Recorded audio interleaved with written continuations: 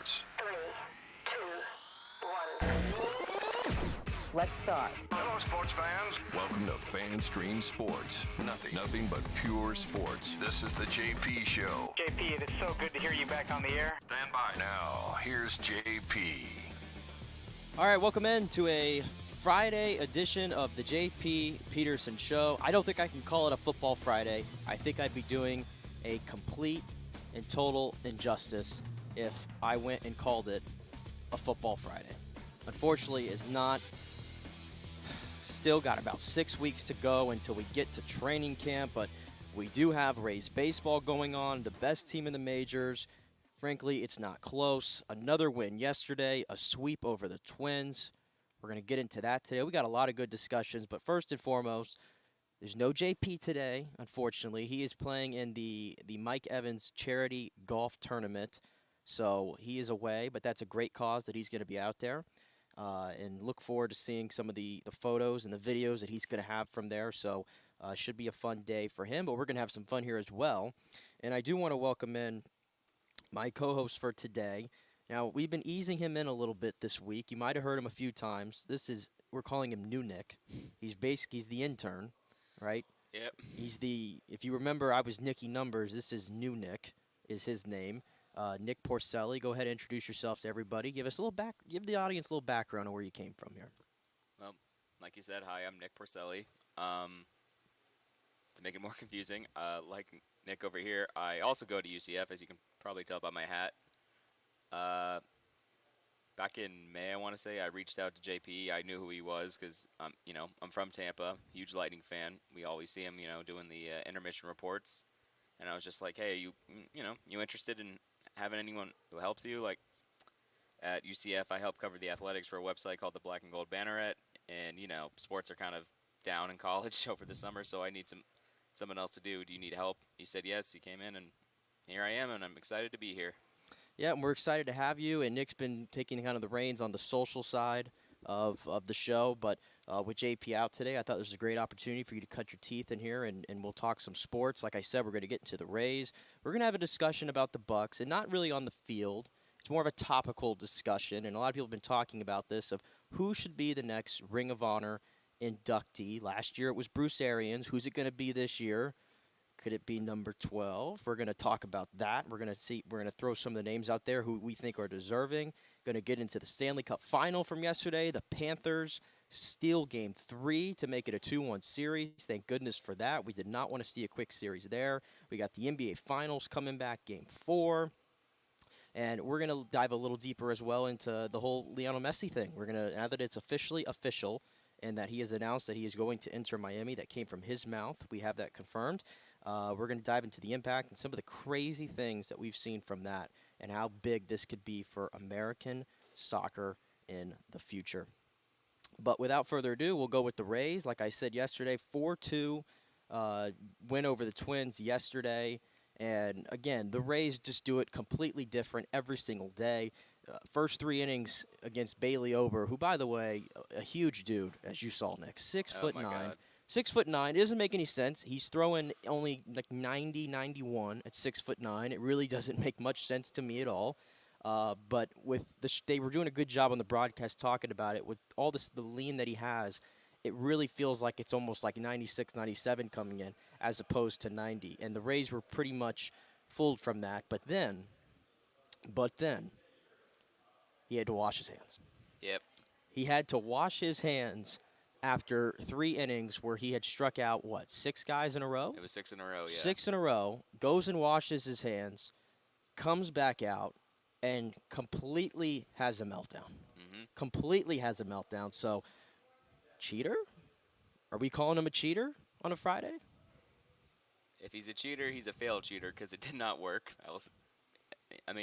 To me, that was an example, and they kind of brought this up on the broadcast, but this is an example of, the whole phrase, it takes 1 swing of the bat. Well, in this case, it was 2, because it was literally 1 pitch, RBI triple by Luke Raley. Next pitch, 2-run home run to take the lead, and that's what won them the game. Because, he had gotten 2 people out at that time, so it looked like, he was just, mowing us down again. We didn't have a hit yet. We were being no-hit at that time. And then he just, and then just like that, suddenly we're in the lead, and I just remember my move from going from like, really, we're going to lose like this to, oh, okay, we can win this game. Let's go. And that's what the Rays do. They're never out of it. And I know it was early at that moment in the fourth inning when this turned, but it just looked like one of those days where the offense was really going through it, and it was going to be a little bit of a struggle bus, right? Right. And they were going to have to pitch their way out of it, which the pitching, by the way, again, spectacular. During this 6-game winning streak, I believe they just allowed 8 runs. That's it. So the pitching has really stepped up through some injuries. But you mentioned it. It got going in the fourth inning with 2 outs, a rally. And it started with Luke Raley, who seems to always get the big hit every single time he's up there. And here it was, another triple for the 6'4", 235-pounder. This guy can scoot. Here it was. Goes and stops, and it's shot up the right side. Back into the corner it goes. Arozarena's going to hit third. They're going to wave him around. He's going to score. The throw to the plate not in time. And all the way to third goes Raley. And the Rays have tied this game at 1. And Luke Raley, we've been talking a lot about him lately. The impact that he's had, he's made it to where this team doesn't have to go out and get a left-handed big bopper anymore. Between him and Josh Lowe, they've gotten it covered, and he's starting to get a lot more playing time. And good to see him rip one down there on the line and get that run in to give the Rays a 1-0 lead. And then, Nick, you mentioned it. They followed it up. The very next pitch, that was this quick. In a span of 2 pitches, we went from 1-0 to a 3-1 lead for the Rays. This was Harold Ramirez right here, his 9th home run of the season. Torrena. And here's Harold Ramirez driving one deep to center. Taylor back, and that one is gone. Home run.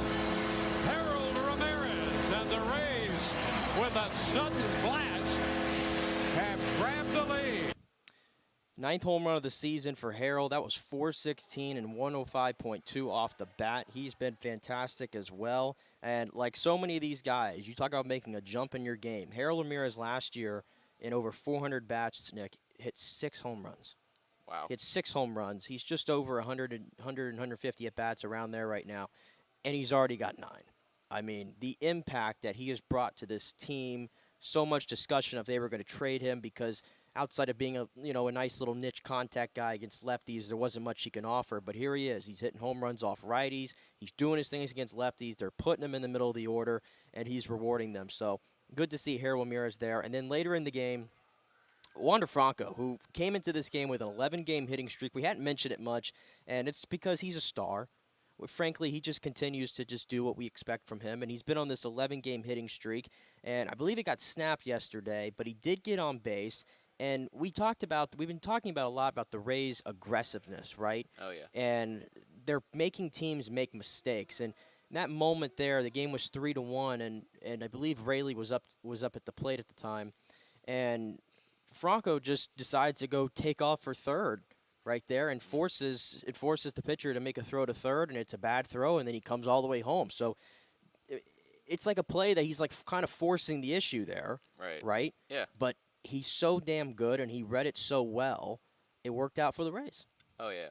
I mean, even if the guy had caught it, he clearly would have been safe. And honestly, I have to be honest, when a team makes an error like that, and I laugh. Like, it wasn't as funny as the Little League home run a couple days ago, but that was still pretty funny for me to watch. But, yeah, like you said, you just got to praise the aggressiveness. I mean, that was a big risk that they had to take there, but it paid off in a huge way. And, I mean, obviously, like, it wasn't the winning run, but watching the game, it made me feel a little more safe going in there with because I don't remember, did Minnesota score their second run before that, or was that after that? That was after that. That made it 4-1, and then Minnesota got a run in the 8th inning on a home run off Colin Poche. Okay, right, okay. But still, that having that extra, run when they eventually scored their second one, that made me feel a little more comfortable knowing that we had a over 1 lead. Yeah, we got the insurance runs there. It's just the way they're doing it. It doesn't matter how the run comes in, as long as you get them. And the Rays have kind of taken on that philosophy. It's not just home runs. It's not just timely hitting.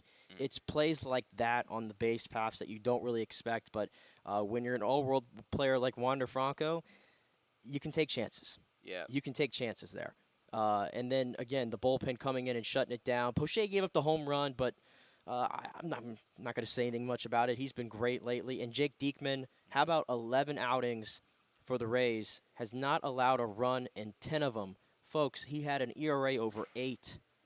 He had an ERA over 8 when the Rays picked him up off of waivers. And once again, Kyle Snyder masterclass. Jake Diekman, I told you the other day, he's had the best stuff of any Rays reliever this season, and it's showing right now for them. And then Jason Adam, again, another great outing for him. Locks it down. Seems like he's starting to get back going. Hopefully Fairbanks can get back and the bullpen can get solidified, because they've really kind of been shutting a lot of people up here with these last 3 series, the way they performed. So that was good to see. Yeah, bullpen's starting to get a little more stronger over the past couple series, aren't they?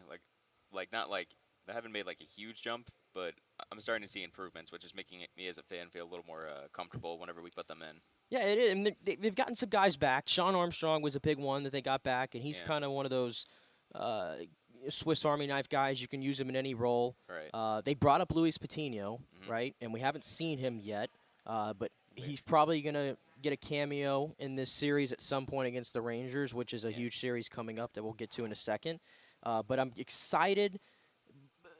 I don't know if I should say excited is the word that I'll use for Luis Patino. He's really struggled when he's had chances, and he struggled in Durham, by the way, as well. He did. Intrigued. I think that's the word you should Yeah, get. intrigued is there you go. Let's see where this goes. I'm cautiously optimistic. That's a good one. With what I'm going to get out of Luis Patino. I'll put it that way, right? Right. Just because of the struggles that he's had in the big leagues and in AAA this season, but as a reliever, I've always thought this is his better role. So I definitely want to see it. I think the Rays could definitely use a guy. They don't have many guys who are throwing, 97, 98, 99, if anybody really right now, with Fairbanks sideline in that bullpen. So he's going to offer a different look. So we'll see what happens there. But regardless, it's good to see Jason Adams get back-to-back save chances where he looked like the Jason Adam of last year. Right. And welcome back, Yanni Chirinos, by the way, getting called up. Yes. Through a little over 5 innings. He gave up the 1 home run. But other than that, he had a pretty solid outing for being brought back. And I'm a big fan of his, so I'm happy to see him back. Yeah, I've been saying, I think Yanni is a really good kind of 5th option. I think he's not as dominant's not the word, because he was never a dominant guy, but he was a really, really good pitcher. I would say like a pretty good 3 that you could put in your rotation. Yeah, solid. Yeah, years ago, but then he's had some of the injuries, and I don't think he's as effective as that. Right. But in his current form right now, I think he's a good 5 option. I mean, the ERA, he's at 2.6 right now. I think, yeah. And, my eyes see it. He gives up hard contact. It's a thing.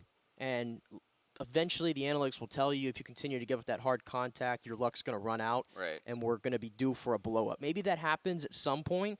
But for right now, for a guy like that to come from Durham and give you 5 2/3, almost make it through 6, kept the pitch count down, 65 pitches efficiently, 45 strikes on those.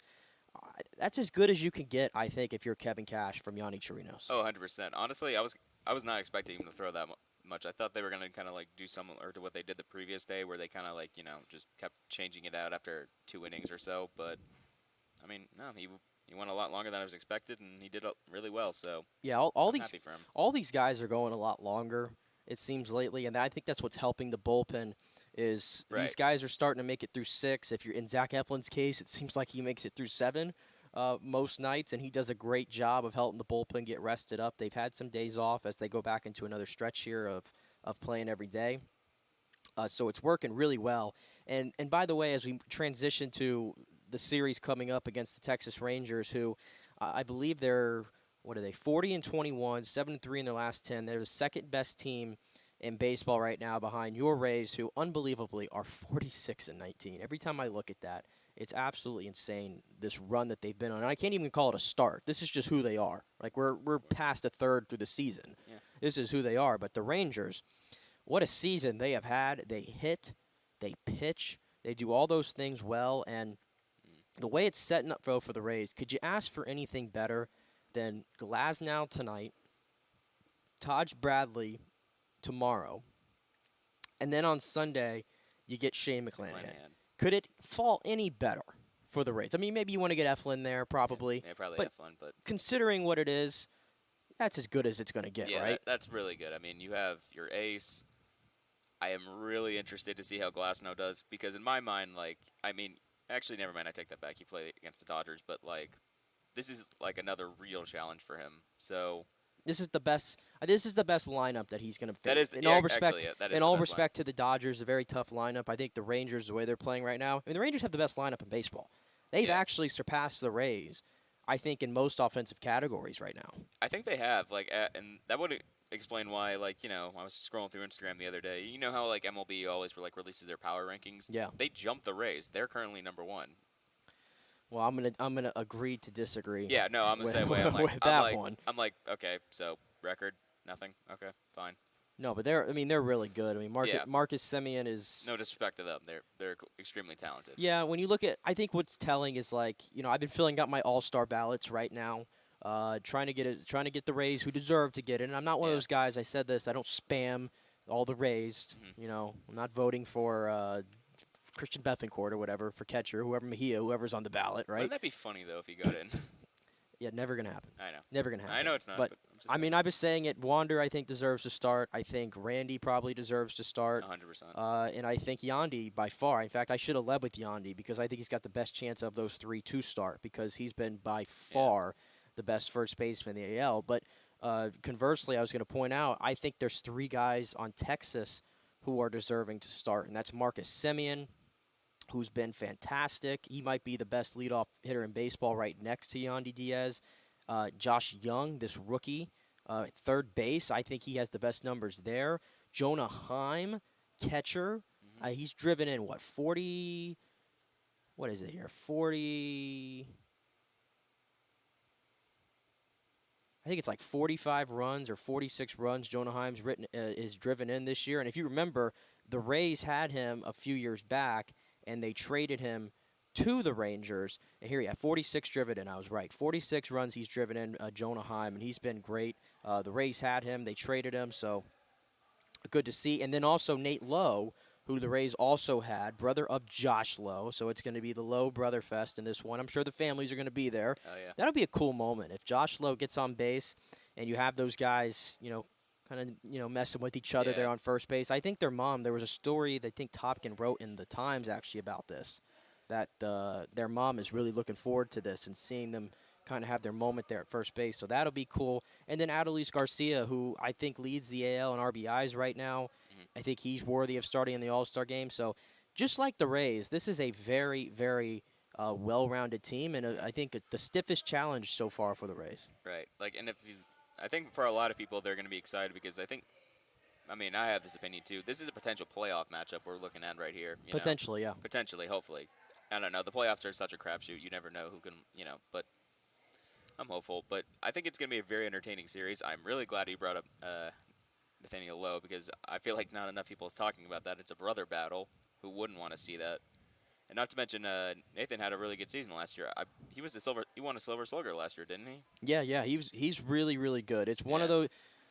That's the one trade that I wish the Rays could almost get back. Yeah. But at the time there wasn't really a.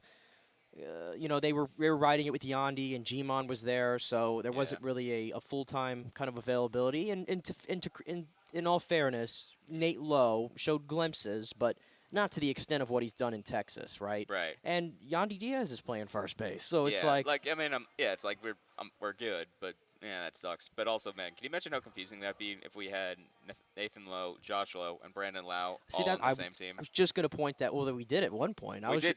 But I was just going to point that out in this series. If Brandon Lau was playing, which by the way, he's shut down for 2 to 3 weeks. Please get better, Brandon. I contrary to what some might think, because I've been pretty hard on him lately. We're hard on you because we love you. I do want Brandon Lau to succeed. I want the Rays to have a healthy Brandon Lau because I will agree when Brandon Lau is at his best, the Rays are a better baseball team, right? So I hope he gets better, but a 2 to 3 week shutdown, that's going to be great for him. And his best is really good too. Like, I think that's It is. I've never been disputing that. I've almost been disputing the fact that we're getting a decent amount of time away from when he was at his best. No, I know that. Like, I know that. And that's been my whole point about it, is how long can we wait around for him to get back at his best? I think you and I are in the same way, that we're hoping that him getting some time to rehab will help him, get back to some of his old form. So, well, I think it helps for a lot of guys. I mean, look at Toronto. Manoah is a great example. Alex Manoah, I think he led the AL in ERA last year. He finished third in Cy Young voting. He was an all-star, all in his first full season. And he comes back this year, and the ERA is ballooned to like 6.5. And the Blue Jays said, you know what? We can't do it anymore. Yep. And he didn't get sent to AAA. He didn't get sent to AA.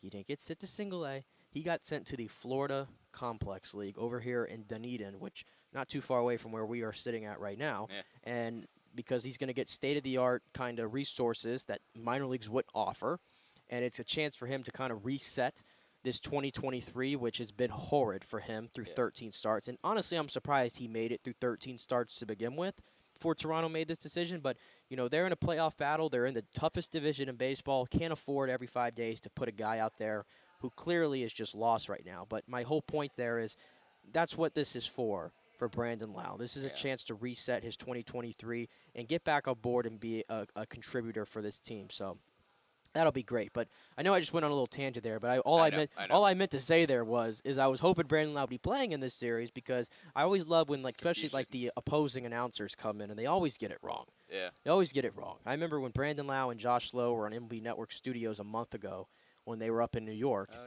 yeah. And I think DeRosa or someone, they made the mistake. Yeah. They made the mistake. They called Josh Lowe Josh Lowe. Right? Yeah. It's funny when it happens, but it is what it is. I guarantee you their own teammates do that in the clubhouse sometimes by accident. Like, I guarantee you. Maybe not by now. Okay, yeah, fair. By now, nah. But, like, when Josh, like, first, like, got called up, I'm willing to bet that happened. Yep. Or at least for the new guys. Well, let's hear from the manager yesterday, Kevin Cash, who I think has plenty of reason to be excited. And also, if you're looking ahead, the Rays, after they get done with Texas, they immediately go on a sprint to Oakland. So you want to talk about a chance. If they can get out here with 2 out of 3 with Texas, and then you get a 3-game road stand against the A's, we got a chance to put some more separation in the AL East. So great to see. But here was Kevin Cash yesterday, again after the 4-2 victory over the Twins. The offense up until the 4th inning, Hoover was dealing. I don't think you guys even had a base runner up until that point. What'd you like about just what the guys put together with Rayleigh to Harold? Yeah, it took us a little while to get going. Ober, he's been using his changeup a lot lately. Looked like Rayleigh was mindful of it after Randy got on base with the big triple to knock Randy in. And then Harold, I think that was a breaking ball, but it was an off-speed pitch that he knocked out dead center. It just took a little while, but understand Ober's he's thrown a good ball game. He's a really good pitcher, but like the way that we kind of adjusted. And then Wander Franco there too, stealing the base and then going home. That's the 22nd stolen base of the season for him, but what impressed you about that? Well, I mean, he's fast. Sometimes he can outrun the third baseman getting to the bag.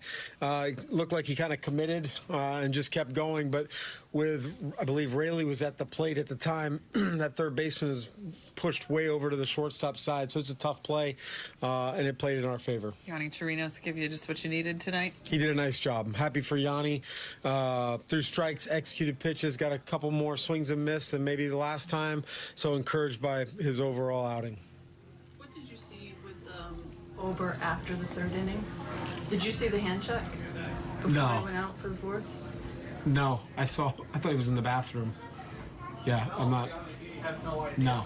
So you guys didn't alert them to anything, maybe for oh, no. Okay. No. I was of the assumption that he went to the bathroom and took a little while to get out.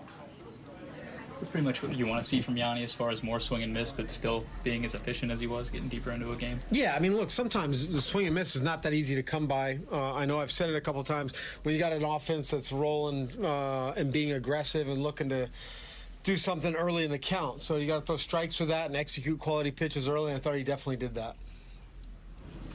I mean this in the most complimentary way possible, but do you look at Yanni sometimes and wonder how he gets through 6 innings in a game? I mean, he's not overpowering. Yeah. He's not getting a lot of swing and misses. It's a lot of late movement. I mean, he's really leaned hard on his slider lately, but generally speaking, when he's got the sinker going with that slider and then the occasional split, it's a lot for a hitter to process. He's got balls darting every which way, kind of at the bottom of the zone.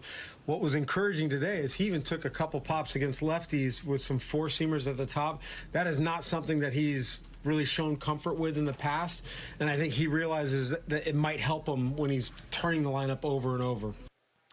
Rays manager Kevin Cash, after the 4-2 win over the Twins, a sweep of the Twins, and now 6 in a row, 46-19, best team in baseball, and the lead in the AL East continues to grow. It's at 6.5 right now. Baltimore did come back and win yesterday against the Brewers, so it stayed at 6.5, but I believe this is the largest it's been in some time because, again, this division is playing at a historic rate, unlike we've ever seen in MLB history right now. Yeah, and are the Twins still in first place? The Twins at 31-32, if you can believe it, and have lost 5 in a row, are still in first place. And that division continues to be a crapshoot every single year. Like, how many more years do I have to sit through Kansas City, Detroit, and the White Sox just being stuck in the mud?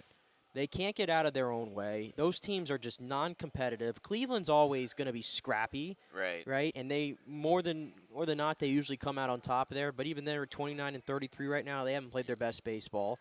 The Twins have spent a lot of money recently to try to just solve those problems. They've had the pitching, but the hitting hasn't been there. Correa, who they gave the big money to, hasn't been great. Buxton's on the IL, of course. This happens every year with Byron Buxton. So, that division stinks. Let that man just catch a break. How many times is he going to get injured? You know, some guys just it's in their DNA. They just get injured a lot. I mean, we saw it with Kevin Kiermaier for years. And then he brought up the White Sox. God, like, just remember all those years, like, how much they how much they were tanking and they had this rebuild. Like, I remember, like, always hearing, oh, they got this promising farm system. They're so close to breaking out. What did that get them? 1 playoff appearance, or 2. I think 2020 is kind of. Yeah, they got the COVID year, and then they got the following one. But there's something fundamentally wrong with the culture in that clubhouse. I'm so convinced. And to me, they haven't gotten the manager right. Tony La Russa was a joke of a hiring. Yeah, I mean, look, the dude is a legend, but he's been out of the game for 10 years. The game has changed so much. He was the wrong hire from the beginning, and I don't think they're as excited about Grifol right now either. So. Yeah, that division's got so many issues right now, so many issues. To the point, and this is my transition here, because I wanted to break down. We don't really dive much into outside of the Rays when it comes to baseball, though yesterday we hit Ellie De La Cruz hard, and for good reason. He's so fantastic to watch. But I just had to get in on this. The New York Mets. The New York Mets. All Mets, baby. This franchise is a joke. In all due respect, they're a joke. Their payroll. In fact, I should be correct. Let me go do the right thing and get you the exact number for the New York Mets payroll and what Steve Cohen is paying this 30-33 team that has lost 6 in a row and sits 4th in the NL East. Let me get the exact number here. 349 million. Let me say that again. 349 million. The Rays payroll, 54 million is the active payroll right now for the Rays. 349 million to be 30-33, to lose 6 games in a row. And by the way, it got worse. They've hit rock bottom against the Braves, bitter rival in the NL East. They're on the road. They had the lead 3 runs or more in all 3 games, and they lost all of them. They lost all of them. And last night was hilarious. They had a 10-9 lead going into the 9th inning. David Robertson on the mound, 1 out. Just get through it, please. Put the agony away. Stop the bleeding.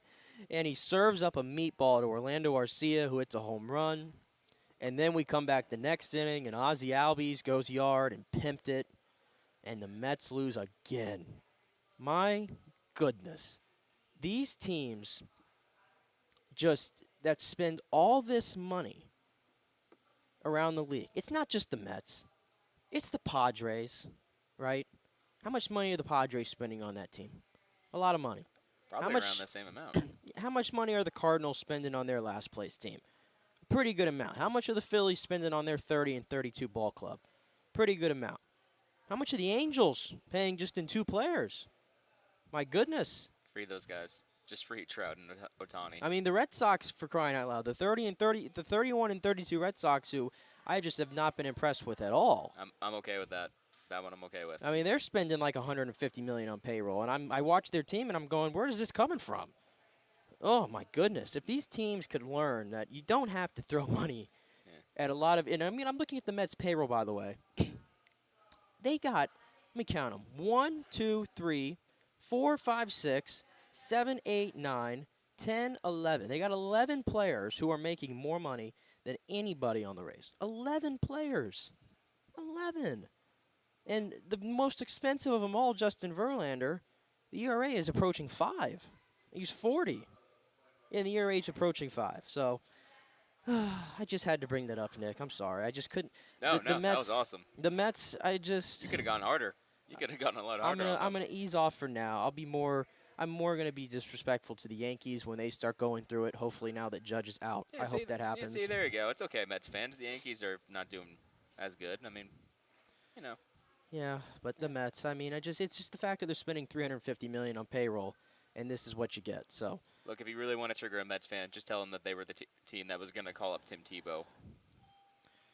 Oh, what a joke! Yeah. Right, you brought that up, and it's more. It just they are a joke of a franchise. Yep. They really are. When's the last time they won a World Series? What is it? 19? Are we going back to 1969 here? I think it was remember the Bill Miracle? Buckner, the 86 Mets. Yeah, That's it was right. the Bill Buckner play. The 86 Mets. So what are we? And if you think about it, like 40 years. And that shouldn't have happened because remember the Red Sox were up a lot by that, and they just blew that lead. Yeah. If that play doesn't happen, they don't have anything to talk about since the Miracle Mets. Yeah. So what if 30? My math. I'm trying to see if my UCF math can help me out here. Was it 37 years since the Mets have made won a World Series? Yeah, they're throwing money at these problems. They made it like in 2015 where they lost to the Royals, but what a shame. Yeah. What a shame. We'll keep rooting on our 46-19 Rays, who hope to make it 47-19 tonight. But let's take our first break here on the JP Peterson Show. Nick Geddes and new Nick Porcelli, filling in for JP, who's at the Mike Evans Community Golf Tournament, who, by the way, he just texted me. And it sounds like he might be joining us from remote for a little bit to show us a little bit of what's going on there. And maybe we'll get into sports talk with him as well. So stay tuned. We will be back in 3.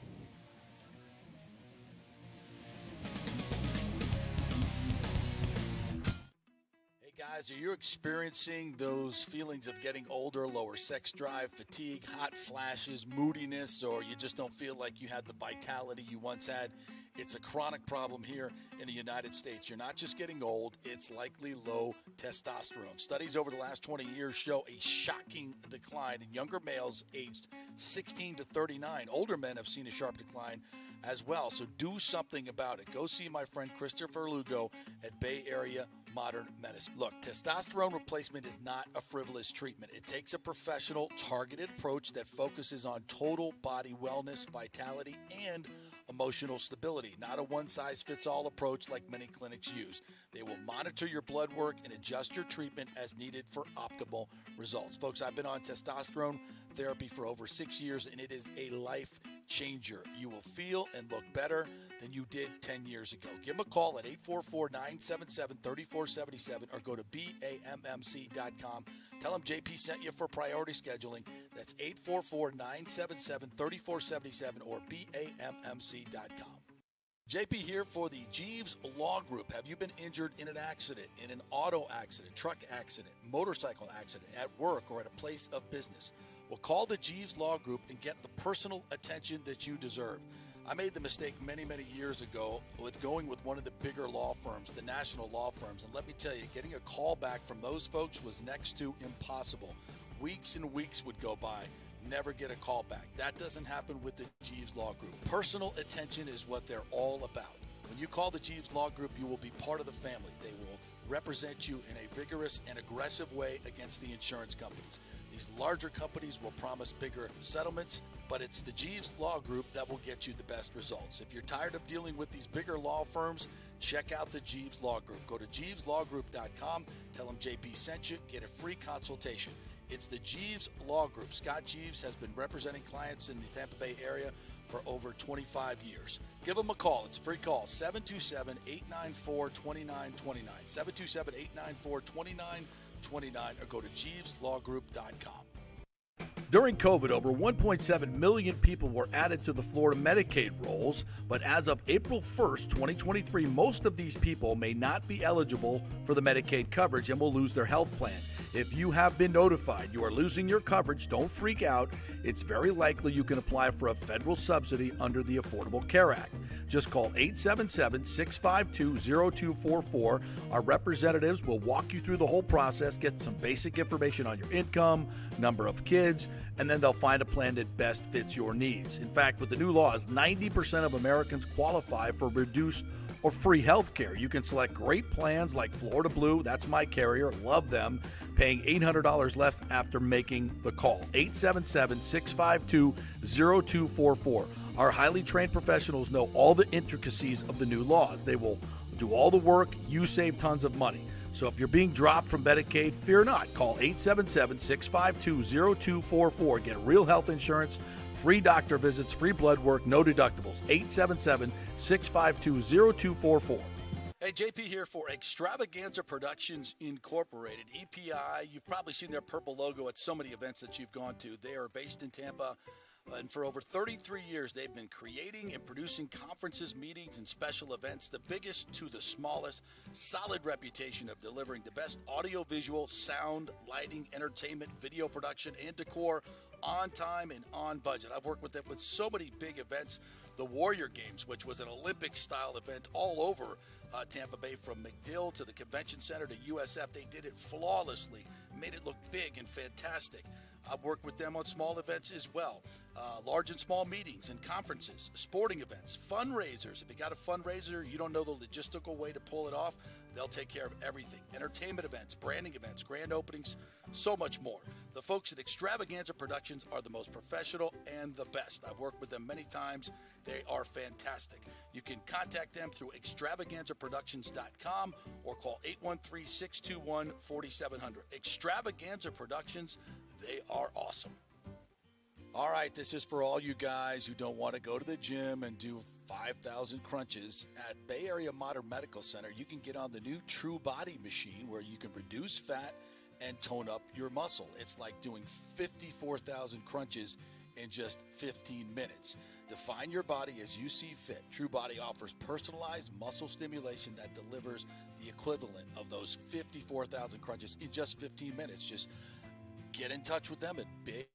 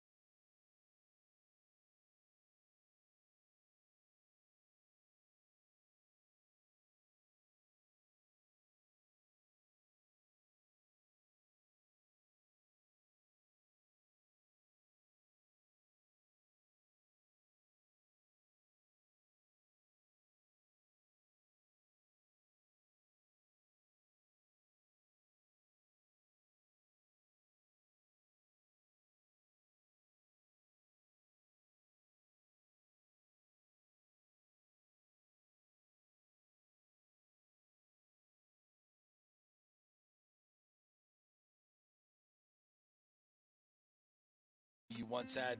It's a chronic problem here in the United States. You're not just getting old, it's likely low testosterone. Studies over the last 20 years show a shocking decline in younger males aged 16 to older men have seen a sharp decline as well. So do something about it. Go see my friend Christopher Lugo at Bay Area Modern Medicine. Look, testosterone replacement is not a frivolous treatment. It takes a professional, targeted approach that focuses on total body wellness, vitality, and emotional stability, not a one-size-fits-all approach like many clinics use. They will monitor your blood work and adjust your treatment as needed for optimal results. Folks, I've been on testosterone therapy for over 6 years, and it is a life changer. You will feel and look better than you did 10 years ago. Give them a call at 844-977-3477 or go to BAMMC.com. Tell them JP sent you for priority scheduling. That's 844-977-3477 or BAMMC.com. Coming back at you. Now, more with JP on FanStream Sports. It's only just begun. All right, welcome back to a Friday edition of the JP Peterson Show. Geddes and intern Nick holding it down here for JP, who is out today. He's at the Mike Evans charity golf tournament. I'm not even sure. JP's joining us, by the way, right now. JP, I don't even know where you are right now, so go ahead and update me. Where are you coming to us from right now? Be quiet. We're on the 6th hole right now. And David Kahn of Bespoken Company is about 170. Hold on. Looks like he's got driver. Oh, it's right at the pin. Look at this. Oh, into the water. Into the water. Into the water. All right, so 1986 U.S. Open champion Jane Geddes, your aunt, is about to run play-by-play on my shot, and I'm about to hit a hole-in-one. So here we go. Goodness. All right, are we ready? No pressure, JP. JP Peterson on the tee, par 3, 172 yards. Not much wind to really consider here. He's got a 6-iron, 7-iron, sorry. 7-iron. Practice, 20th practice swing. Set up to the ball. 4, please.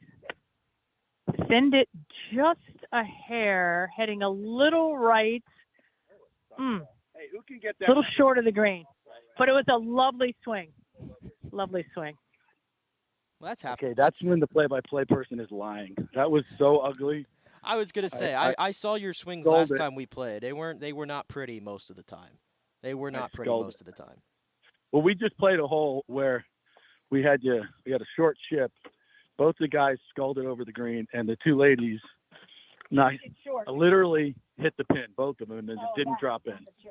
So we were definitely relying on the ladies here to pull us through. But I did talk to Mike, and he told us who the starting quarterback was going to be. So we got breaking news. Well, he said either Kyle Trask or Baker Mayfield. Oh. So one of the two, but definitely No, but seriously, Mike, this is, I think, his 4th year doing the golf tournament. He's been doing a gala for a long time. David Kahn, who invited me from Bespoken Companies, is a big sponsor. And they've raised literally hundreds of thousands of dollars for their foundation, which helps a lot of women that have been domestically abused. And they really are doing great work. You know, Mike's foundation is one of the best in the area, and they raised tons of money through this and the gala. So that's my man, Mike Evans. It's funny, though, because he saw me. He's like, oh, thanks for coming out all the time to our tournaments. I'm like, no, Mike, I'm actually in the locker room asking you questions. That's how you know me. You were incognito, though. I was incognito, yes. But, yeah, all right, hold on. We have another one on the tee right here. This Crystal's got about 130 to the pin. I know this is great. It was riveting golf. Oh, that's right at it. That's going to pop right up onto the green. Very nice. Now Jane will take a shot. So what do you got? So we're going to get her on. I want you as we approach her, I want you to ask Jane her take on the PGA Tour's merger with the LIV, because it's obviously she's been a big part of the LPGA Council. Be quiet. Hold on. She better hit it on the green because nobody else did, and of course she did. Right at the pin. Oh my God, this is so good. She hit it to about 6 feet. Just outside the closest to the pin marker. On TV, on radio. Yes, you're on radio. Right. All right, so I'm going to handle this interview here, guys, real quick. So, Jane, give me your take on this whole merger thing, and if Jay Monahan was the LPGA commissioner, would the players have fired her by now? Well, I think it's really interesting. I think there's more questions than there are answers. Clearly, everybody knows that. But one of the things that I find interesting is how sort of it all came down from a governance perspective and how they were able to make that decision and really create the deal without Rory as a part of the player board. Right. So how the players were not involved from a governance perspective, it's very different than the LPGA. The LPGA players would have had to have been a part of that decision. And so, that's the one little minor thing. But more from the player perspective, how the players are going to sort of, I think, how they received it. Not only did they feel like they were sort of in the dark and betrayed a bit, but, it sort of almost, flies in the face of, how the tour is run. So it's very interesting just from that perspective, and 100 other questions beyond that. Right. So what we don't know are the details right now. And all we know is that Jay Monahan will be fired as soon as the players get their say. So we know that much, which was probably the right thing to do. So anyway, we're going to go ahead and make this birdie putt, and we'll be coming back on Monday, mandatory OTAs next week, and we're going to be out there and be able to give you guys a great perspective of what's going on with the Bucs and maybe chat with Mike a little bit later on. I hope to get an interview with him, and we'll bring that to you on Monday. Well, Sound good, boys? Yeah, thank you for joining us from that little onside report there. But you never mentioned it, by the way. Where are you at right now? What golf course you at? River Hills. We are at River Hills. Oh, you're in my neck of the woods. Yes. Out there in Lithia. Oh.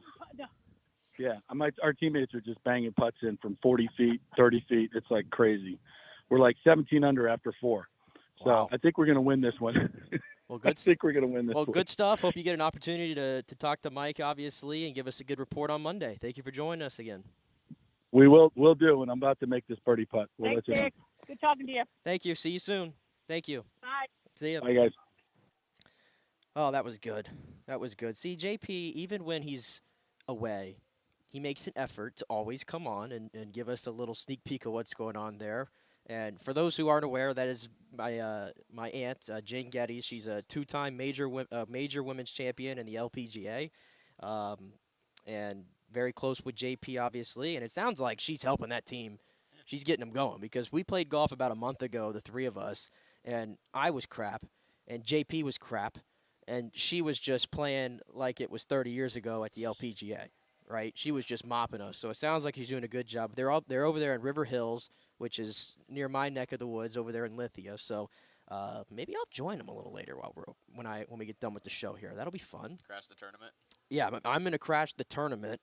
And, if I'm going to a tournament like that, I just want some swag. Just give me some swag. Give me like a T-shirt or a hat, or whatever you got to offer. That's fair. I'm not interested in the golf part, to be honest.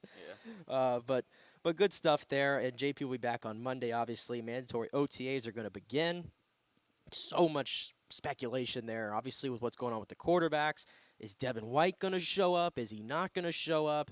So many questions there to be answered. But, while we're on the topic of the Bucs, I did want to get this to today. This was more of a topical discussion, obviously, and I think it's a good one. And in Pewter Report, I think Bailey Adams wrote an article about this yesterday of who should be the next Ring of Honor inductee for the Buccaneers. And last year it was Bruce Arians, and I think there's a multitude of options they can go with here. And I agree with what Bailey Adams wrote in his article. I think Simeon Rice, it's long overdue.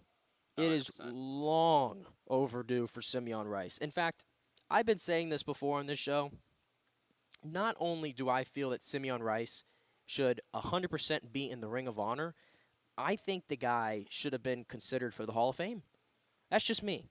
For whatever reason, he's never really even gotten consideration. It seems like his career has kind of flown under the radar as time has passed, and that ship seems to have sailed. He's a very underrated player. You don't really hear that many people talking about him, but when you look at his highlights, he was a great player. Well, the numbers, to me, these things are all built on numbers, and he has 8 seasons, if I'm looking at this correctly, 8 seasons of double-digit sacks, including a year with 15, another with 15.5, 16.5 his career high coming in 99, and then a year of 14. It's to me, if you give, this is always my general rule for the Hall of Fame. I say this for baseball, and I think the same applies to football. If you give me 8 years, where you are playing at an elite rate, I'm talking best at your position or one of the best 3 in your position for 8 years, because I think that's a good prime. I think you are a Hall of Famer, or you should be absolutely considered for it.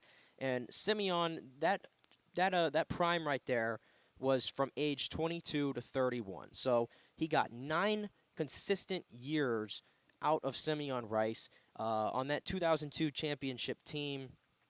That was the year that he had 15 and a half sacks. The next year, he led the league in sacks and in forced fumbles.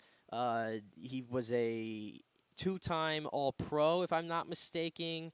2-time All-Pro, 2 Pro Bowls. Yeah, he had some Defensive Player of the Year votes as well. Probably should have been in more Pro Bowls, if we're being honest, but he played in an era with a lot of really good pass rushers, unfortunately. But again, he seems to be the guy that goes under the radar, especially on that 2002 Bucs team. And I say it all the time. If it wasn't for Simeon Rice being there, I don't think Warren Sapp has the impact that he does from a pass rushing standpoint that season, where Warren really had his best year. I think the two go kind of hand in hand. So I think it's long overdue for the Ring of Honor. But what was the name? You brought up some names to me when we were talking about this. So present your case here. I actually have a list of players. Simeon is on there. Now, I'll start with a little throwback, maybe a name you don't recognize, but Hardy Nickerson. He was a 2-time All-Pro, made 5 Pro Bowls, a really solid guy before the Super Bowl era. I think he deserves to go in. I thought Hardy's in, right? Is he? Did I misread that?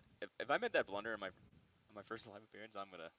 Listen, it happens all the time. Yeah. There's always blunders. Yeah. There's always blunders, but I'm almost positive Hardy's in the Ring of Honor. If you should be.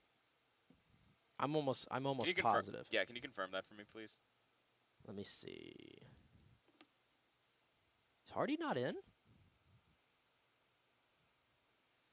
Wow. He's not in. Boom. He should be in. I was right. He should be in. I mean, he had a great career for the Bucs. He should be in. Reason. Why did I've gone to so many Bucs games, and I feel like I've always seen his name sitting on the stadium for some reason. Hardy Nickerson's not in the Ring of Honor. He should be. He absolutely should be. And I'm surprised he's another one because he came before Simeon. Wow. Yeah. Man, I did not realize that Hardy Nickerson was not. That's why when you said it, I'm like, oh, he's in the Ring of Honor, of course. Like, he was one of the first 25 years for the Bucs. He was one of the best players they ever had. Well, wow. Yeah. Well, okay, so Hardy Nickerson, keep going. Okay. Vincent Jackson provided some good years on offense for us in the dark ages, i.e. before Tom Brady shows up and we win a Super Bowl. Mike Evans always credits him for helping him become a good receiver, being a good teammate. He was very active in the Tampa community, and made some Pro Bowls appearances. He was one of my favorites growing up.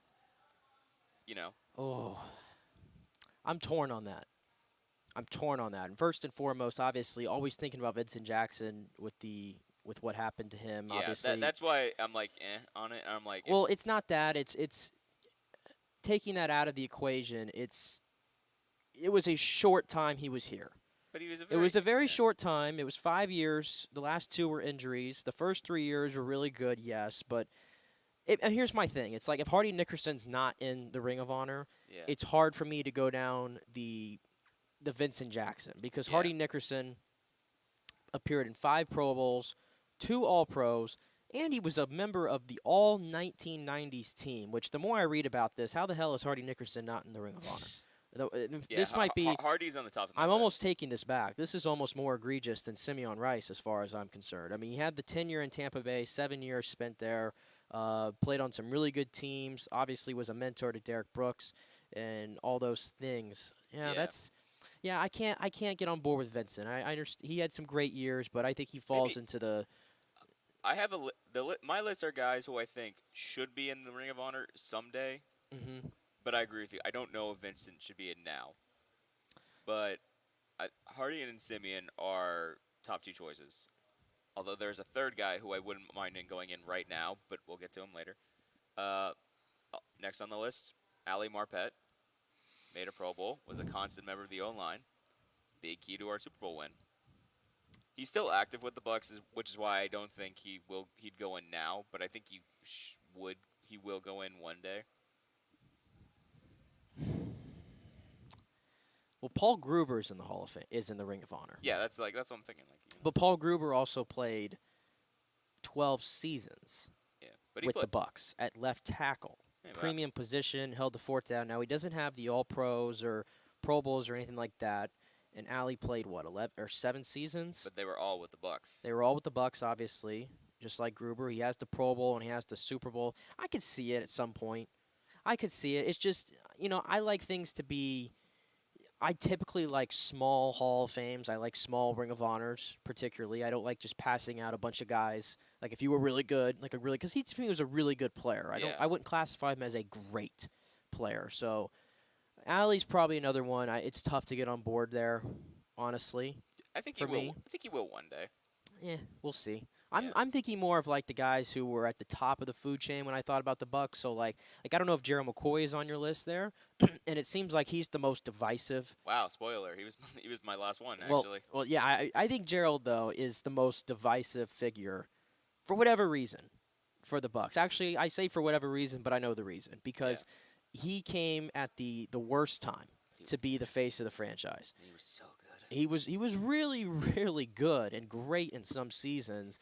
And unfortunately, he was going to always be compared to Warren Sapp. Yeah. And, Warren had that reputation for being nasty and mean and, giving F about the opponent. Yeah. And, Gerald was helping quarterbacks up after he sacked him. He was such a, he was a nice guy. You remember that? And he was also just funny. Like, remember that Hard Knocks clip where, they just, changed, the celebration rules and he, kind of, goes up to the ref and he's just like, yeah, we're going to test the face here. Is this too much?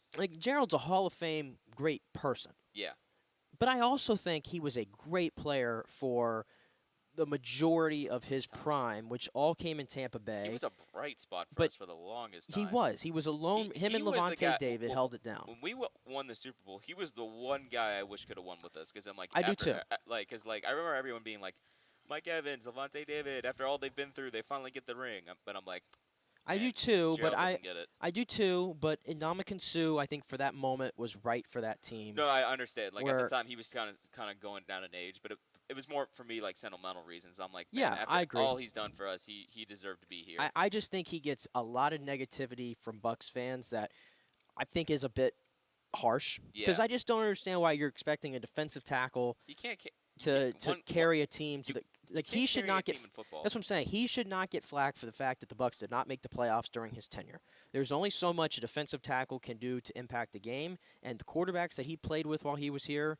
We're talking Josh Freeman. We're talking Mike Glennon. We're talking Josh McCown. And then I think he was here for 3 years of the Jameis era. Yeah. Okay, and that was always going to dictate it. He played under Greg Schiano. He played under Lovie Smith. He played under Dirk Cutter. There were so many other things you could look at, but Gerald, as the face of the franchise, got the flack. So I think Gerald should get in. He's got the All-Pros. He's got the Pro Bowls, the tenure with the Bucs.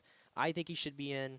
And Levante David, to me, is a shoo-in. Yeah. There's no debate there. That was the one thing for me. I'm like, so many guys who should be in the Ring of Honor are, currently playing. Yeah, I wanted to focus. In there. Mike Evans should be in there. Yeah, those will come. I'm trying to focus more on the guys who are realistic kind of candidates right now. I know another guy, and if you're an older Bucs fan, he's been vouched for a lot, is the James Wilder, right? Yeah. The original, kind of bruiser running back for the Bucs from the 80s.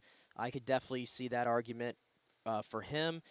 Thomas Casper chimed in. What about Brad Johnson, Super Bowl he quarterback? He was on my list. He was on my list. He wasn't he was kind of a very, game manager role, but he made a Pro Bowl. He won the Super Bowl, so he has some accolades to make an argument. Well, he's lower on the list, but I understand why he would say that. Well, it's funny because I was going to say Brad didn't have the tenure that I'm necessarily looking for. Yeah, that's what I'm saying. To be in a Ring of Honor. He didn't play long enough. Weirdly, if you look him up, you see more from him playing for the Vikings. He started 3 years for the Bucs. Now, and he won a Super Bowl in his second year. Now, this is where it becomes, I don't know what the word is to describe this, but I'm not going to vouch for Brad Johnson to be in the Super Bowl, but I'm 1,000% or the Super Bowl. Jeez, he was the Ring of Honor. But I'm obviously going to vouch for Tom Brady Yep, to there he is. be first ballot He is on my list. in the Ring of Honor. I think there's a big difference in Brad and Tom. Yeah, because he played elite multiple years. Tom Brady was the best quarterback in the NFL, I think, in my opinion, for the first 2 years with the Bucs. He made the Pro Bowl, was an All-Pro. For my money. He, won Super Bowl MVP. Changed everything when he got here. I think it's so self-explanatory. I need statues. I need the Ring of Honor. All those things for Tom Brady. I don't think he should go in this year because, frankly, and you brought this up when we were talking about it privately, New England's kind of doing something with him right now. And also, I think part of me, and I think most of us feel like this, where we're like, until the first ball gets kicked off next year, we're not 100% convinced he's retired. I'm just kind of like, let's just wait it out a little bit and then bring him in. He's done. I think he's definitely done. He but should be, but there's no rush to get to but bring even all then, the it's festivities let's give him some time. We'll get to that at some point. I think he should go in one day, but I will say. I mean, look how long we had to wait to get Mike Allstott in the Ring of Honor. That was unbelievable. Who was a shoot, and it just we're still waiting for Hardy Nickerson, obviously. Yeah. So it'll come, but I think that's what I'm gonna say. Hardy, Gerald, and Simeon, for how much longer they've been on the Bucs, they need to go in. Yeah, to Tom. me, I think those are the three logical guys that are coming up next: Simeon Rice, Hardy Nickerson, and Gerald McCoy. I'd probably go in that order. Yeah. To be honest, and then maybe Allie would go in. Eh. Well, actually, you know what? I probably can't get there with Allie. You know what? If I will say this, if Mike Evans retired next season, I think he'd immediately go in just because he's Mr. Buck.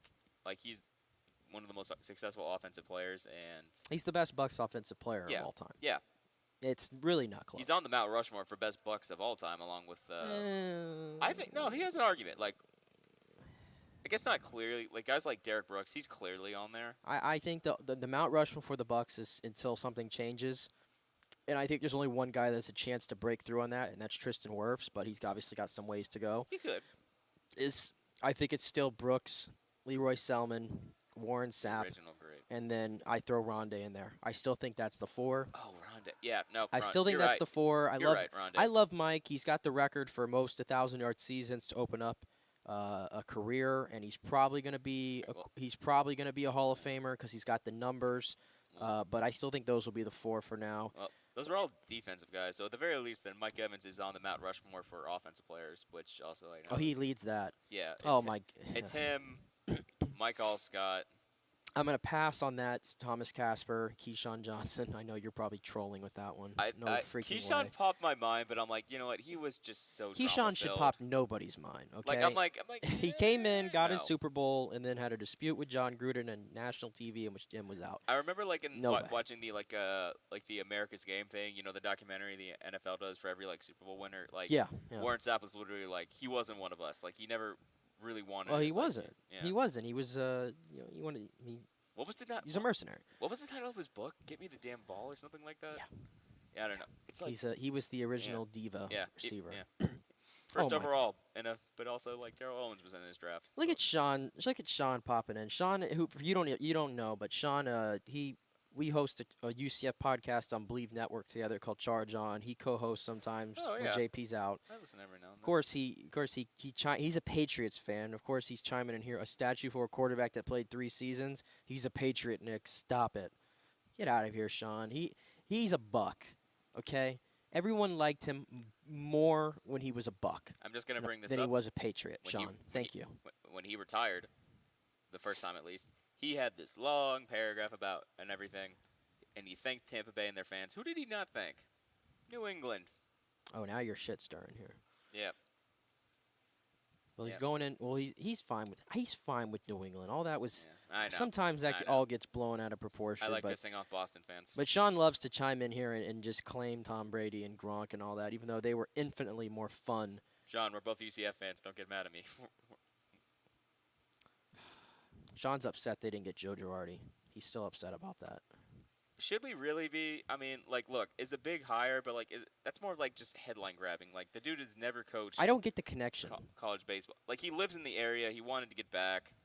they recently just offered his daughter a basketball scholarship. Yeah, which was a little fishy to me. Yeah, I know. I mean, like, she's a good player. Like, if you look at her stats, she's a good player. Yeah, she's a top She was going to play recruit. D1, but, like, the timing was weird, and It's I understand that's what I'm saying, that they offered her 2 weeks ago, and then all of a sudden Joe Girardi, the UCF baseball head coach, you hear it, it never really made sense to me. But it's like, yeah, like, it's just the name. Because, like, and even then, like, keep in mind, he was struggling in the MLB. Like, the Phillies fired him for a reason, and then without him, they made a run to the World Series. Like, yeah, and I think, I'm not college baseball is way different than that. For people who don't know, UCF baseball recently fired their coach, and right after he fired it, there was this weird rumor that started, and then started to actually gain traction with official sources that former Yankees World Series winning manager and manager of the Phillies last year, Joe Girardi, was interested in maybe taking the UCF head coaching job. He actually met with the athletic director, Terry Mahajer, and then eventually, yesterday, they offered him the job, which he would eventually turn down.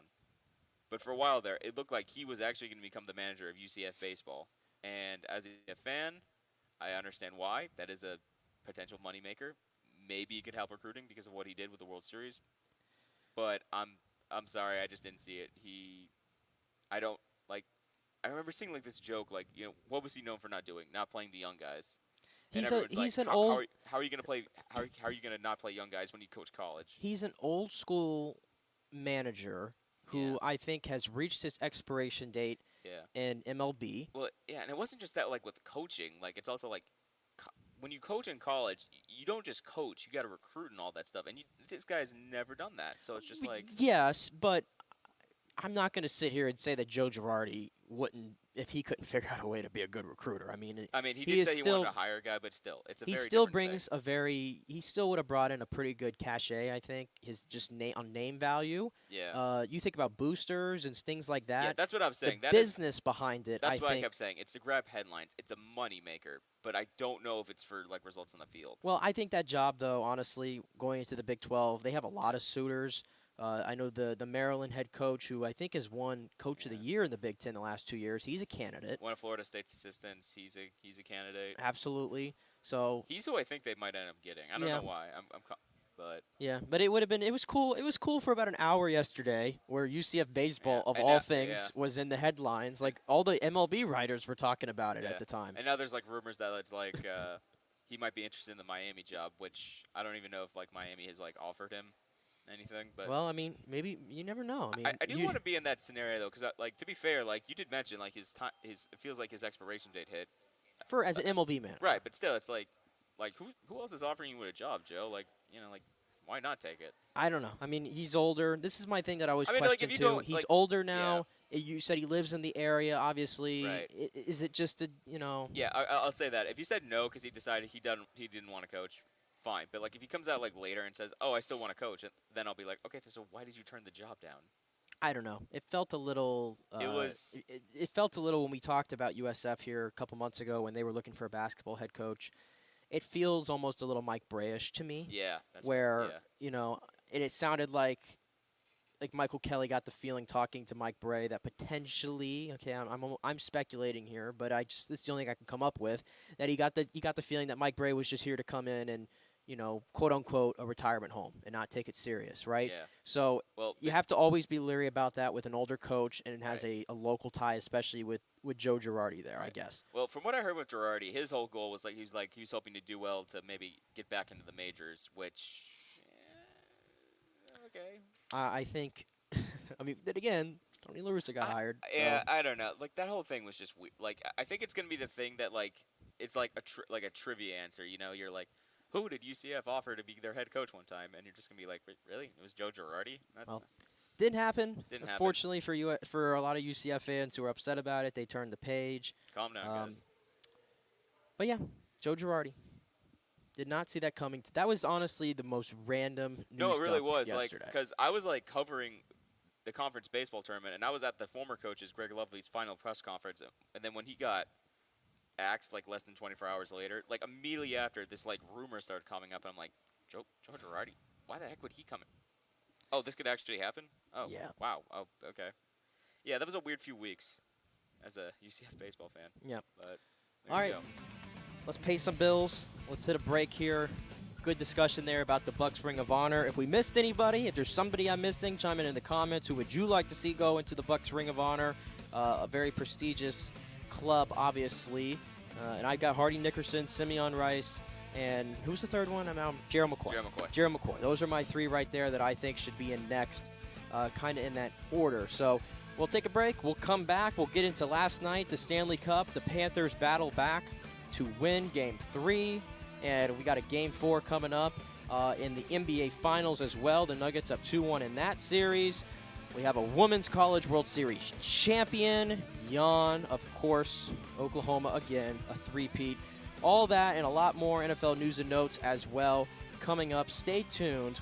We'll be back in just a few minutes.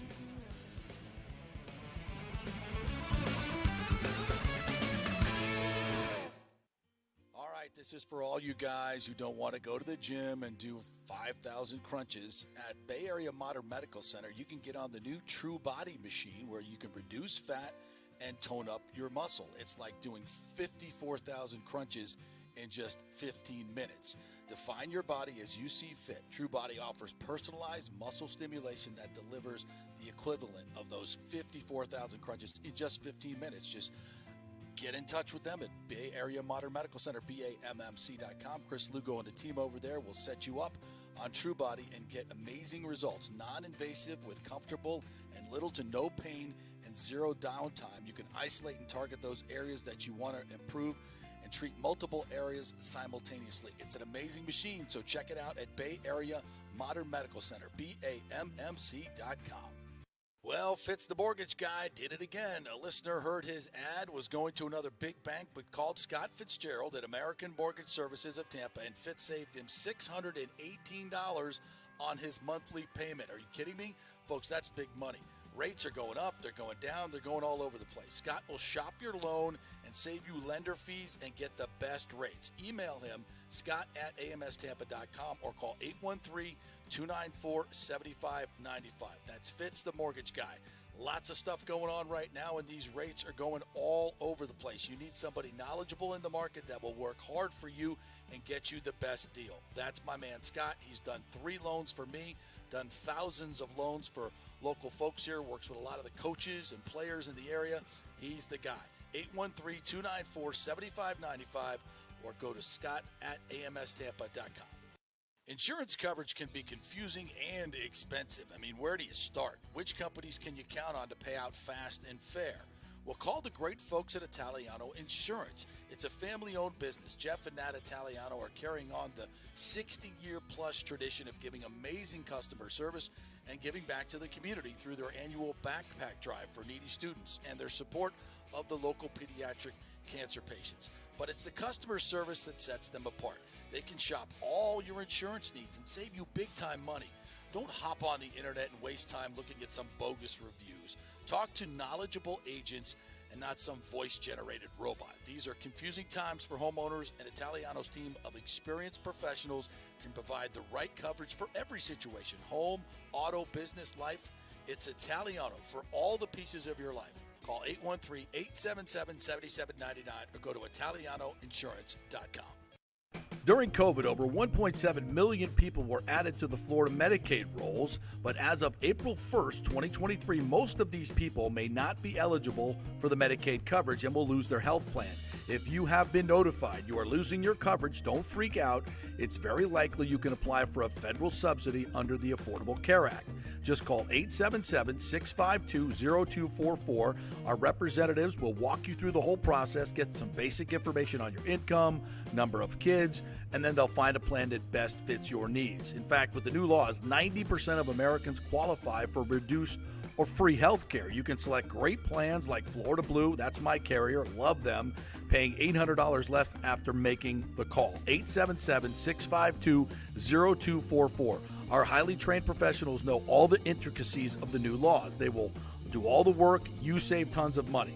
So if you're being dropped from Medicaid, fear not. Call 877-652-0244. Get real health insurance, free doctor visits, free blood work, no deductibles. 877-652-0244. Hey, JP here for Extravaganza Productions Incorporated, EPI. You've probably seen their purple logo at so many events that you've gone to. They are based in Tampa, and for over 33 years, they've been creating and producing conferences, meetings, and special events, the biggest to the smallest. Solid reputation of delivering the best audio-visual, sound, lighting, entertainment, video production, and decor on time and on budget. I've worked with them with so many big events. The Warrior Games, which was an Olympic-style event all over Tampa Bay, from McDill to the Convention Center to USF. They did it flawlessly, made it look big and fantastic. I've worked with them on small events as well, large and small meetings and conferences, sporting events, fundraisers. If you got a fundraiser, you don't know the logistical way to pull it off, they'll take care of everything. Entertainment events, branding events, grand openings, so much more. The folks at Extravaganza Productions are the most professional and the best. I've worked with them many times. They are fantastic. You can contact them through extravaganzaproductions.com or call 813-621-4700. Extravaganza Productions, they are awesome. Ladies and gentlemen, Let's rock. This is FanStream Sports with JP. All right, welcome back on a Friday edition of the JP Peterson Show. Wrapping up this week, which has just, it's flown completely by. I keep looking at the date every single day, and I'm just blown away that it is already June 9th. We're halfway through the year. I wish life would slow down just a little bit. I'm sure everybody feels the same way. Hey, by the way, coming up on June 18th is Father's Day. And just a reminder, if you're looking for a nice little gift to give to your father, your grandpa, anybody, obviously the Golden Diamond Source, 3800 Olmerton Road is your place. New Rolexes, pre-owned Rolexes, all those great things, big baller watches, anything that you're looking for a Father's Day gift, the Golden Diamond Source has it for you. 3800 Olmerton Road, online at the goldanddiamondsource.com. And thanks to all of our other sponsors as well, Jeeves Law Group, Barry Modern Medical Center, Italiano Insurance, Extravaganza Productions Incorporated, EPI, and American Mortgages are great sponsors that allow us to continue to keep doing this every single day for y'all. All right, let's get into a little bit of hockey, shall we, from last night. Game 3 of the Stanley Cup Finals, Vegas going in with a 2-0 lead, and Nick, it was looking like Vegas was going to get out of there with a 3-0 lead. Florida played some uninspiring hockey once again for, 55 minutes?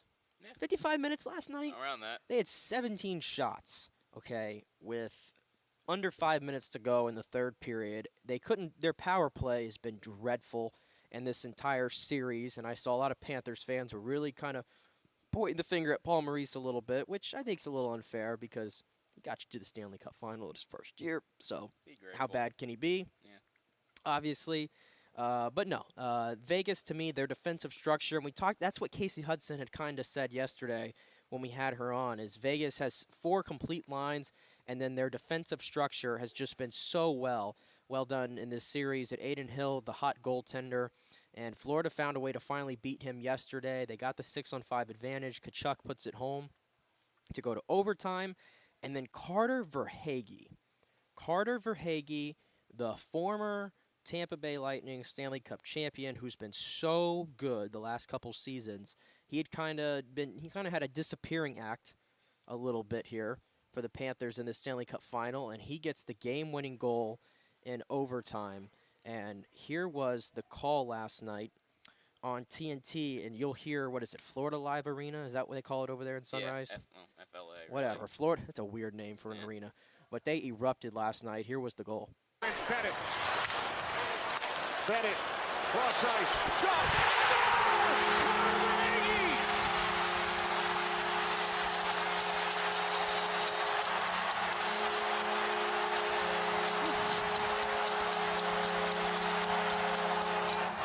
Loud eruption right there from those Panthers fans, which, by the way, they were so much more louder. Even losing the game, they were way louder than the night before over in downtown Miami when the Heat were playing. Wasn't even close, but good for the Panthers. We're Panthers fans on this show. At least, I don't know if you joined in on this yet, but I'm fully converted into a Panthers fan for these next couple weeks. JP's riding the fence a little bit. He's finding it a little bit hard, but obviously he works for the Lightning, so I understand. Yeah. But we had Greg Wolf on who kind of told us, all the reasons why we should be a Panthers fan. I thought it would help him, but he's still riding the fence a little bit. Look, all I'll say is congrats to the Panthers on winning their first ever game in the Stanley Cup Finals. That's huge. You now have 15 less Stanley Cup Final wins Oh, than the come Lightning. on. There's no need to be rude like that. They're the little brother. Let the little brother succeed a little bit, shall we? I think it's good. See, I say this all the time. If my team is out, right, more often than not, if a Florida team's in, I'm going to root for the Florida team. At the end of the day, I want the state to win. So that's why when we had March Madness going on, now I found it a little hard to root for Miami. I'm not going to lie, okay? Because I'm just not I'm not a big Hurricanes guy whatsoever.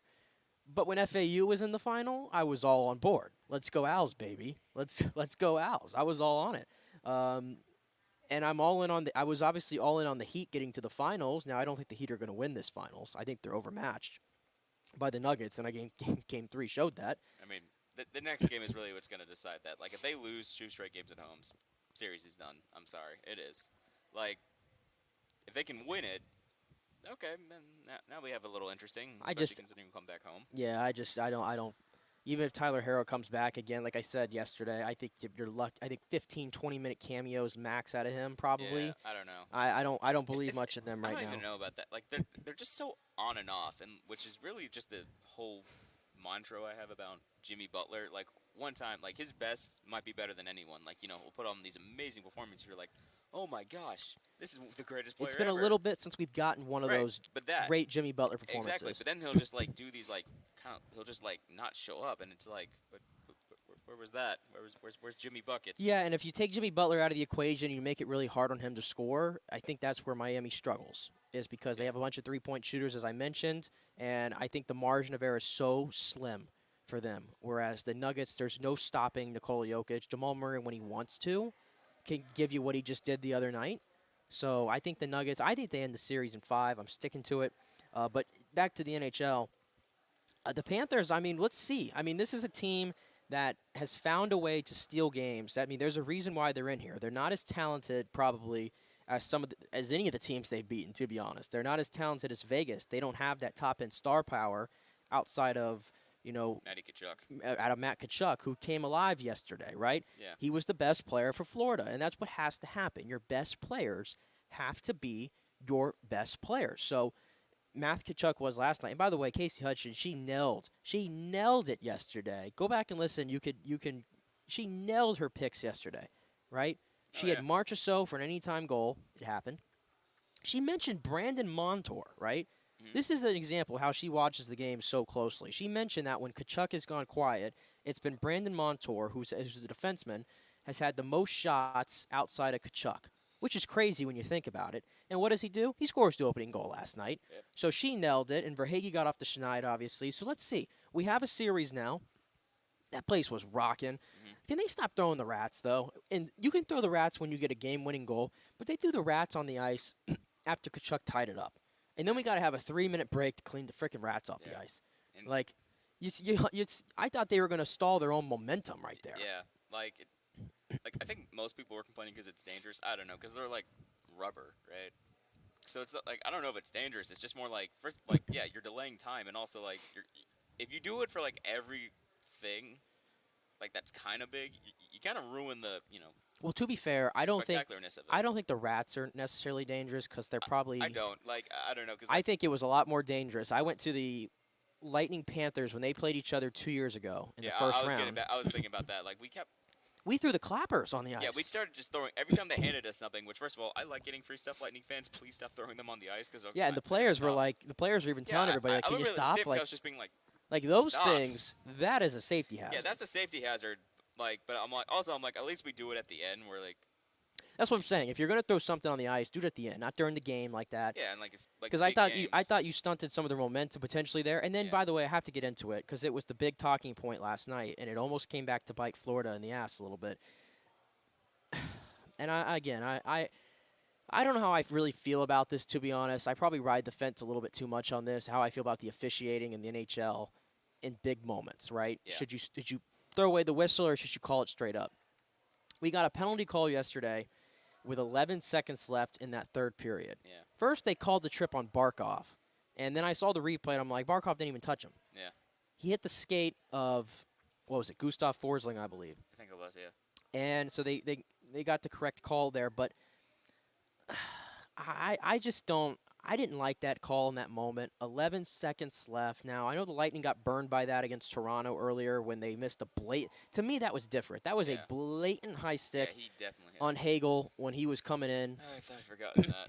That brings So back it's like, I don't memories. know. It's like, again, the consistency there is my problem. It seems like it changes from officiating crew to officiating crew. But in that moment, I don't know. Stanley Cup, Game 3, that's such a big moment to make a call like that, and I don't think it was a definitive trip. Well, I think everyone will agree with on that. Like, we all just want consistency. Like, yes, there's going to be debates. Put away the whistle. No, call everything fairly. At the very least, my thing is, like, just pick something and just stay with that. If you can just do that, I'll be like, I might not always agree with the call, but, like, fine. Like, at least I know that it isn't like a coin flip on whether you're not going to call it or not, but I understand why you feel that way. Like, whenever you just see something like that happen, especially in a huge game like that, It's a Stanley Cup final. It's annoying. Like, it's not.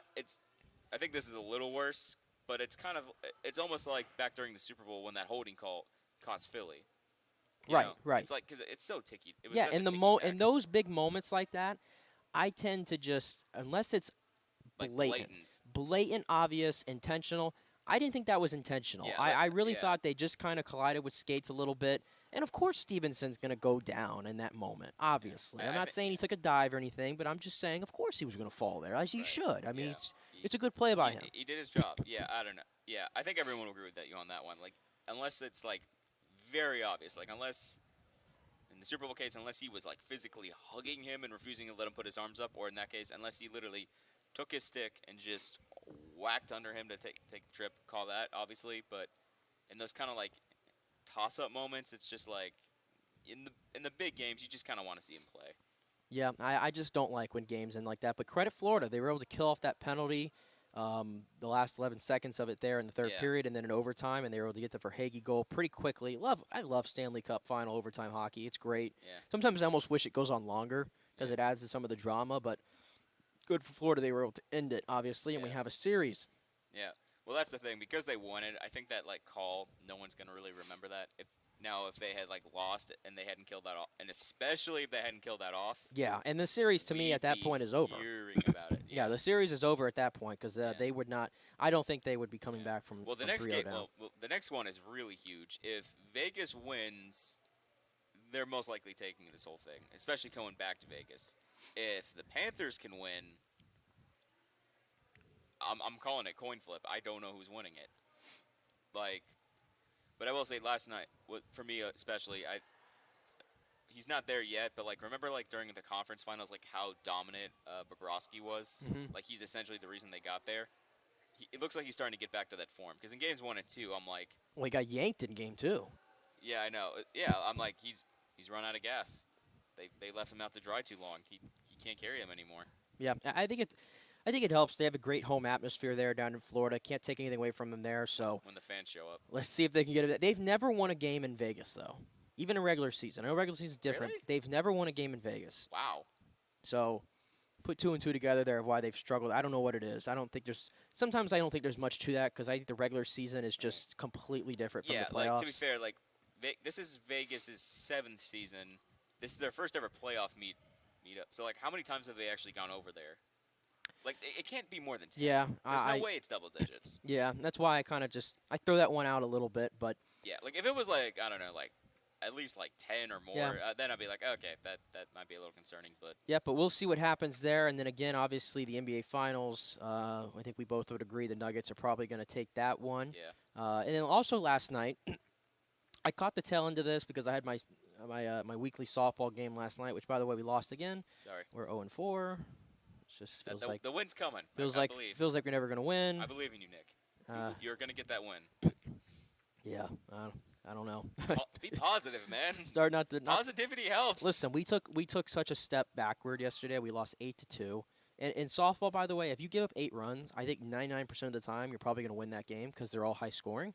And we scored 2 runs. And we also had the bases loaded with 1 out, and we got nothing. So we kind of deserve that.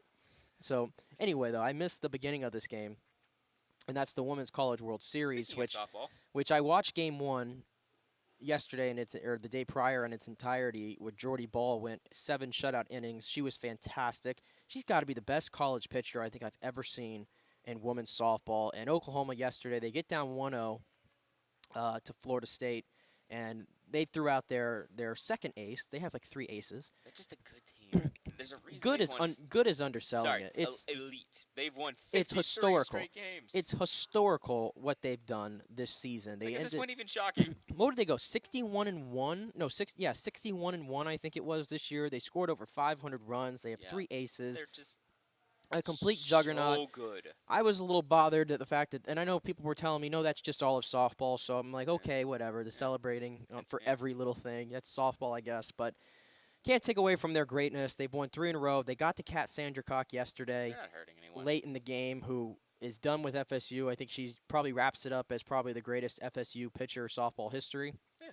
It's a shame she wasn't able to go out on top, but still a good fight for Florida State. They made it to the finals. They had a great year. I think, it stings right now, but eventually I think FSU softball. No shame in losing. No shame in losing to you that lost team. to probably the greatest softball team of all time. And I think it is. It makes me very worried knowing that our UCF Knights are going to have to play them next year. Yeah, and they're listen, they're and UCF has a good softball team. That's the thing. But compared to Oklahoma, wow. I don't think there was any team that had anything to offer that Oklahoma team. That was to do this 3 years in a row. It's just in any sport, it's so difficult to do. I think they're only the second team. I think UCLA did this in 88-90 in softball. They won 3 in a row. UCLA was actually a team I thought could challenge them because they were really good, and then they got knocked out immediately in the tournament. Yep. So Oklahoma 3 in a row, all-time team. Unfortunately for Florida State, but still a good season. Yeah, congrats to both teams. Also wanted to bring this up while we were kind of talking college, bouncing around here a little bit with some of the college stories.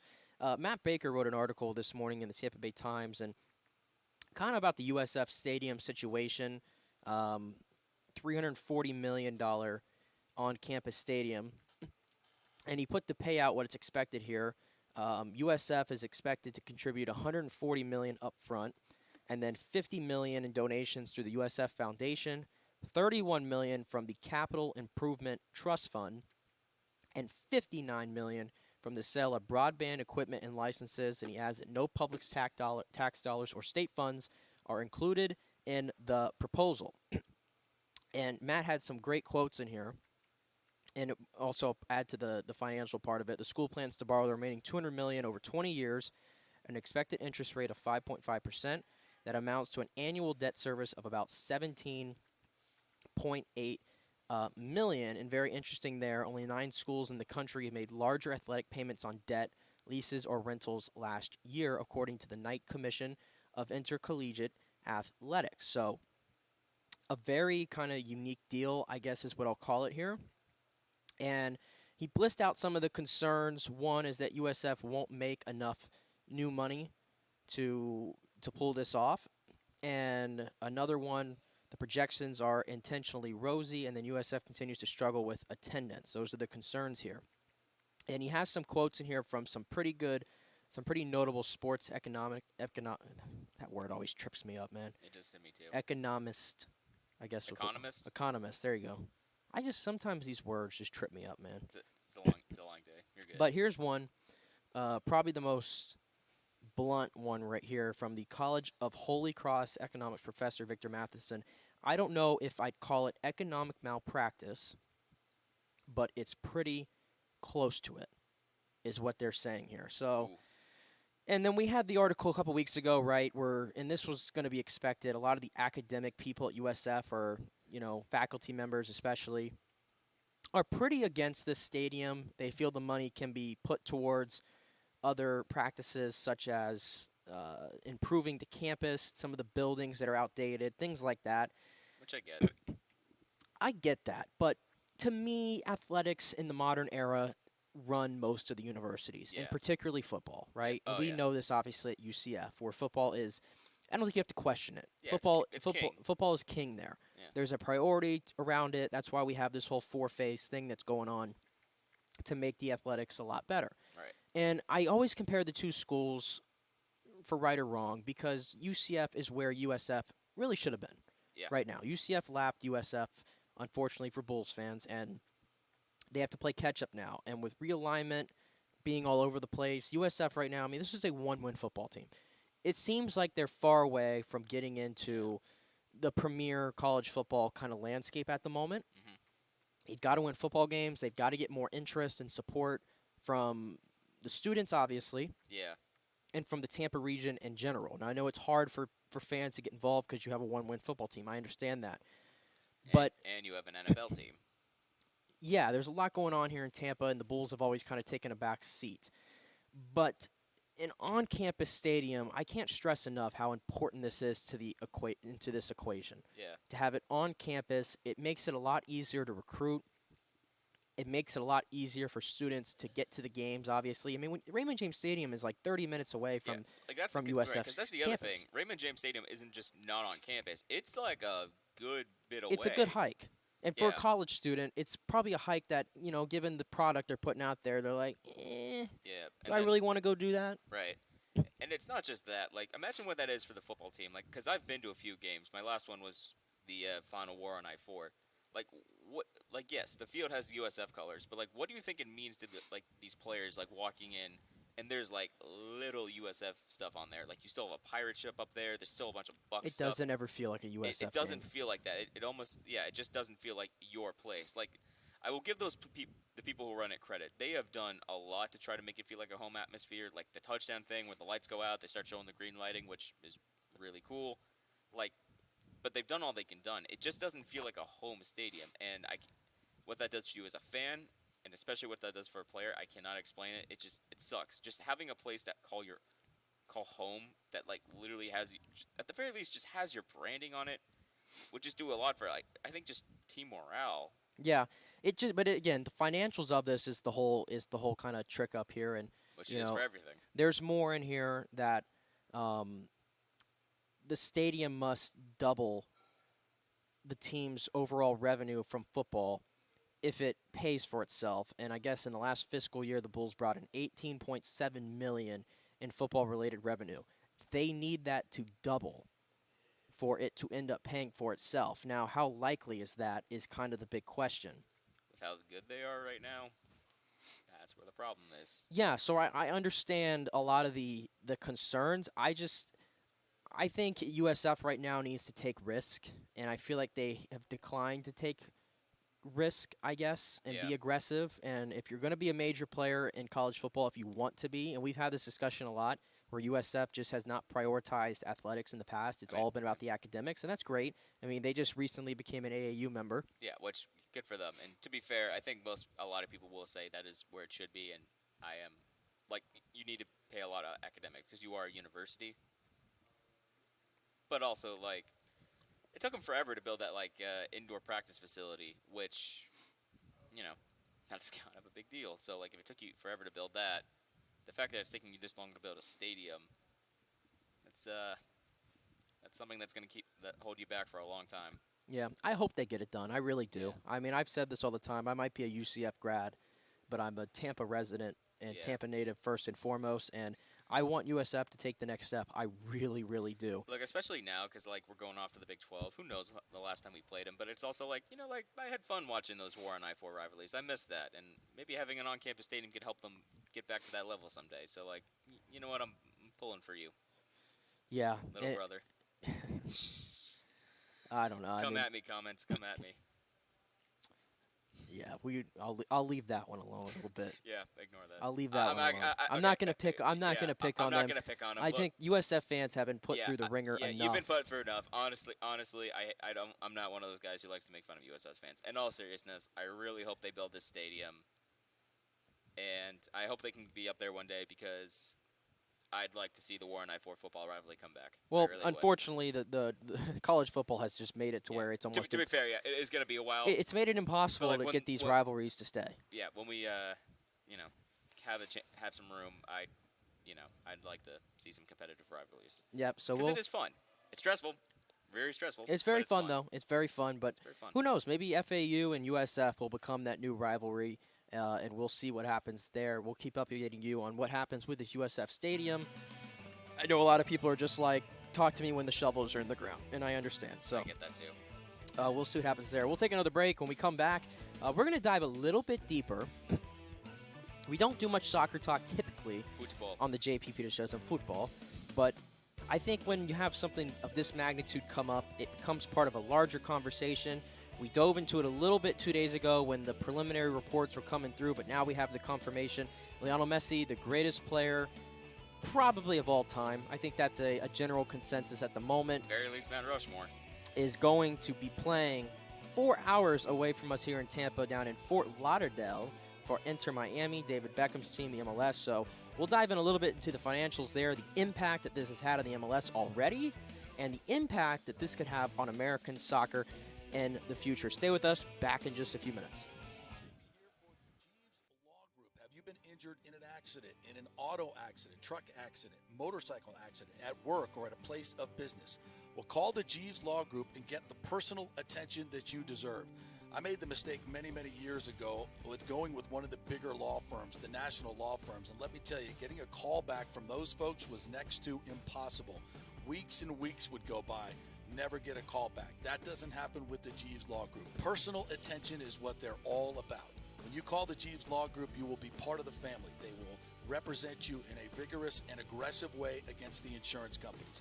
These larger companies will promise bigger settlements, but it's the Jeeves Law Group that will get you the best results. If you're tired of dealing with these bigger law firms, check out the Jeeves Law Group. Go to JeevesLawGroup.com, tell them JP sent you, get a free consultation.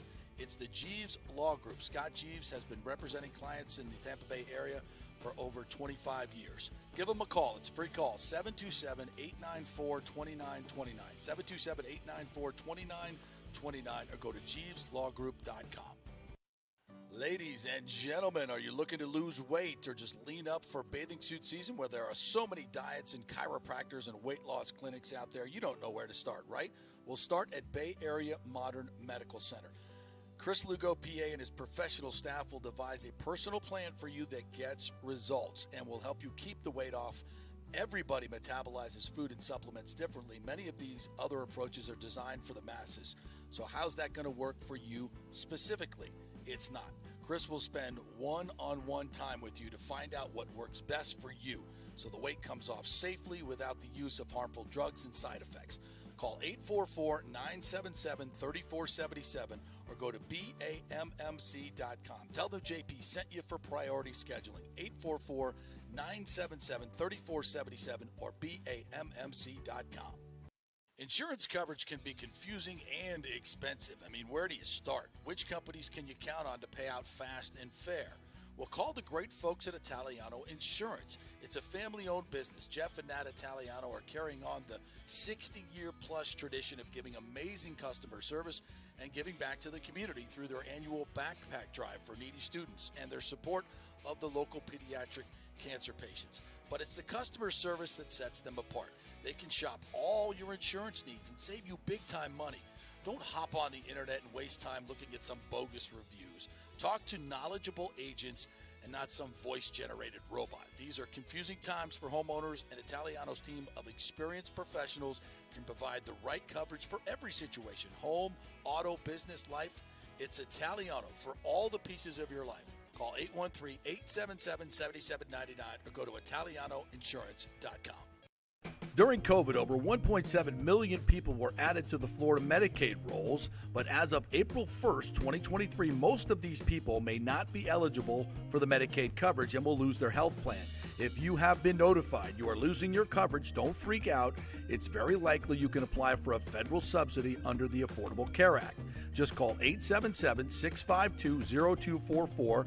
Our representatives will walk you through the whole process, get some basic information on your income, number of kids, and then they'll find a plan that best fits your needs. In fact, with the new laws, 90% of Americans qualify for reduced or free health care. You can select great plans like Florida Blue, that's my carrier, love them, paying $800 left after making the call. 877-652-0244. Our highly trained professionals know all the intricacies of the new laws. They will do all the work, you save tons of money. So if you're being dropped from Medicaid, fear not. Call 877-652-0244. Get real health insurance, free doctor visits, free blood work, no deductibles. 877-652-0244. Pure sports. JP is back on. Welcome back. FanStream Sports. All right, welcome back. On a Friday edition of the JP Peterson Show.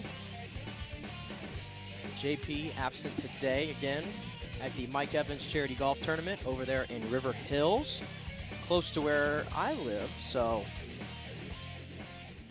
might go over there and crash that later. See what's popping on over there at the Mike Evans Charity Golf Tournament. JP hoping to get a chance to talk with Mike. You see, he talked to him a little bit earlier, obviously. Mike keeping it kind of tight to the chest there. The quarterback for the Buccaneers will be Baker Mayfield or Kyle Trask, is what Mike told JP. So standard answer there, obviously, from Mike. Never going to let that one out. But we got plenty of time, as we've been saying. No need to make a choice right now of who the quarterback is going to be. Let's let this process kind of ride out. But let's transition to another football real quick, because as I mentioned there before we went to break, the impact that Lionel Messi is going to have on the MLS and I think soccer as a whole in this country. And I think we've taken steps to try and make soccer a bigger deal, right? We've tried. But I think it can only go so far sometimes. Yeah. I really do. And now the World Cup coming here in 2026, this whole Mexico, United States, Canada World Cup is going to be a big deal. And that's why I think the timing of this is really important. This is a chance. We're now, 3 years out from that World Cup? This is a chance to bring around some new interest into this country with soccer. So I think the timing is great right there. I mean, you look at the ticket prices going on right now. Ooh. If you want to see Lionel Messi play soccer in a game, get ready to take out a loan and dive into your savings a little bit. Because, I mean, there are tickets, I'm not kidding you, to go see him play against Atlanta United this season later on. And there's no guarantee, by the way, he plays in some of these games because it's going to take him time to get up to speed a little bit and to arrive, obviously, to the United States and get all this finalized. But there are tickets that are literally going for $10,000 premium seating in it to see him play in Atlanta against Atlanta United. Like, that's Super Bowl type stuff. Yeah, for a while ago, the cheapest ticket to a Miami game was like $29, and now the cheapest is like $247. Like, it went up that quickly. Like, apparently they had to put a hold on the tickets because they're like, oh, these tickets are gonna be more expensive. We got to stop selling them. They're not sold out. They're just like, we're gonna wait, see how much we can get out of this, raise it, and the thing is, people will buy them because they will. Oh yeah, they're gonna buy them. They will, and it's going to be a crazy atmosphere, I think, at all these stadiums around the country when Inter Miami's coming in. And just the impact, by the way, I think he's probably the most well-known athlete. I don't think there's any probably about it. I think he is the most well-known athlete across the world. Considering he has the most liked Instagram posts, and the impact right here, by the way, just from a social media standpoint. Social media?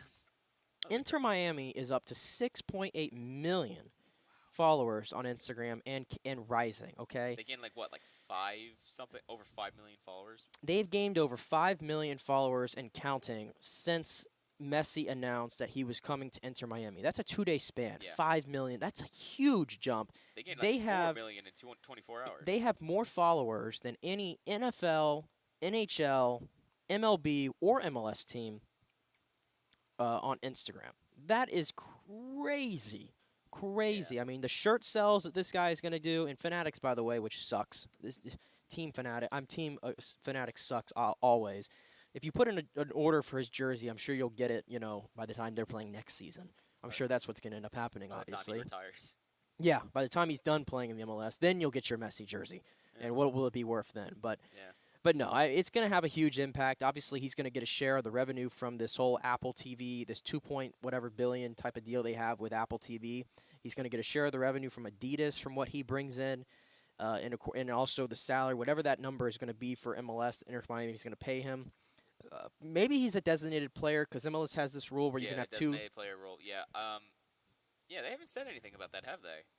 No, but it seems likely that he might be the designated player. I mean, he should be. It makes a lot of sense that that'll be his role, and they have 2 other spots, I think, and there's a lot of talk that they're going to bring in some of these other guys that he's played with before Sergio Busquets, who my audience probably not familiar with, but he played with Messi at Barcelona for over a decade, and he's regarded as he was one of the better defensive midfielders. He's a little older now, but still would be a pretty big coup once again for the MLS. But it's all about Messi. Yeah. And I just think that impact that he's going to bring to American soccer, it just you can't even describe it. Yeah. You cannot describe it. This is in all respect to David Beckham when he came here in 2007. That was a really big deal, and it put MLS on the map. And he's one of the most well-known athletes across the world. Messi, I think, is still in a different ballpark. In terms of like the amount he can give on the field, because he can give a lot more. Like Beckham was kind of near the tail end. That's what I'm saying. Like Beckham at the time, like he had already played in his last World Cup before he came over. Right. We're talking about a guy who is coming off winning the World Cup in Qatar.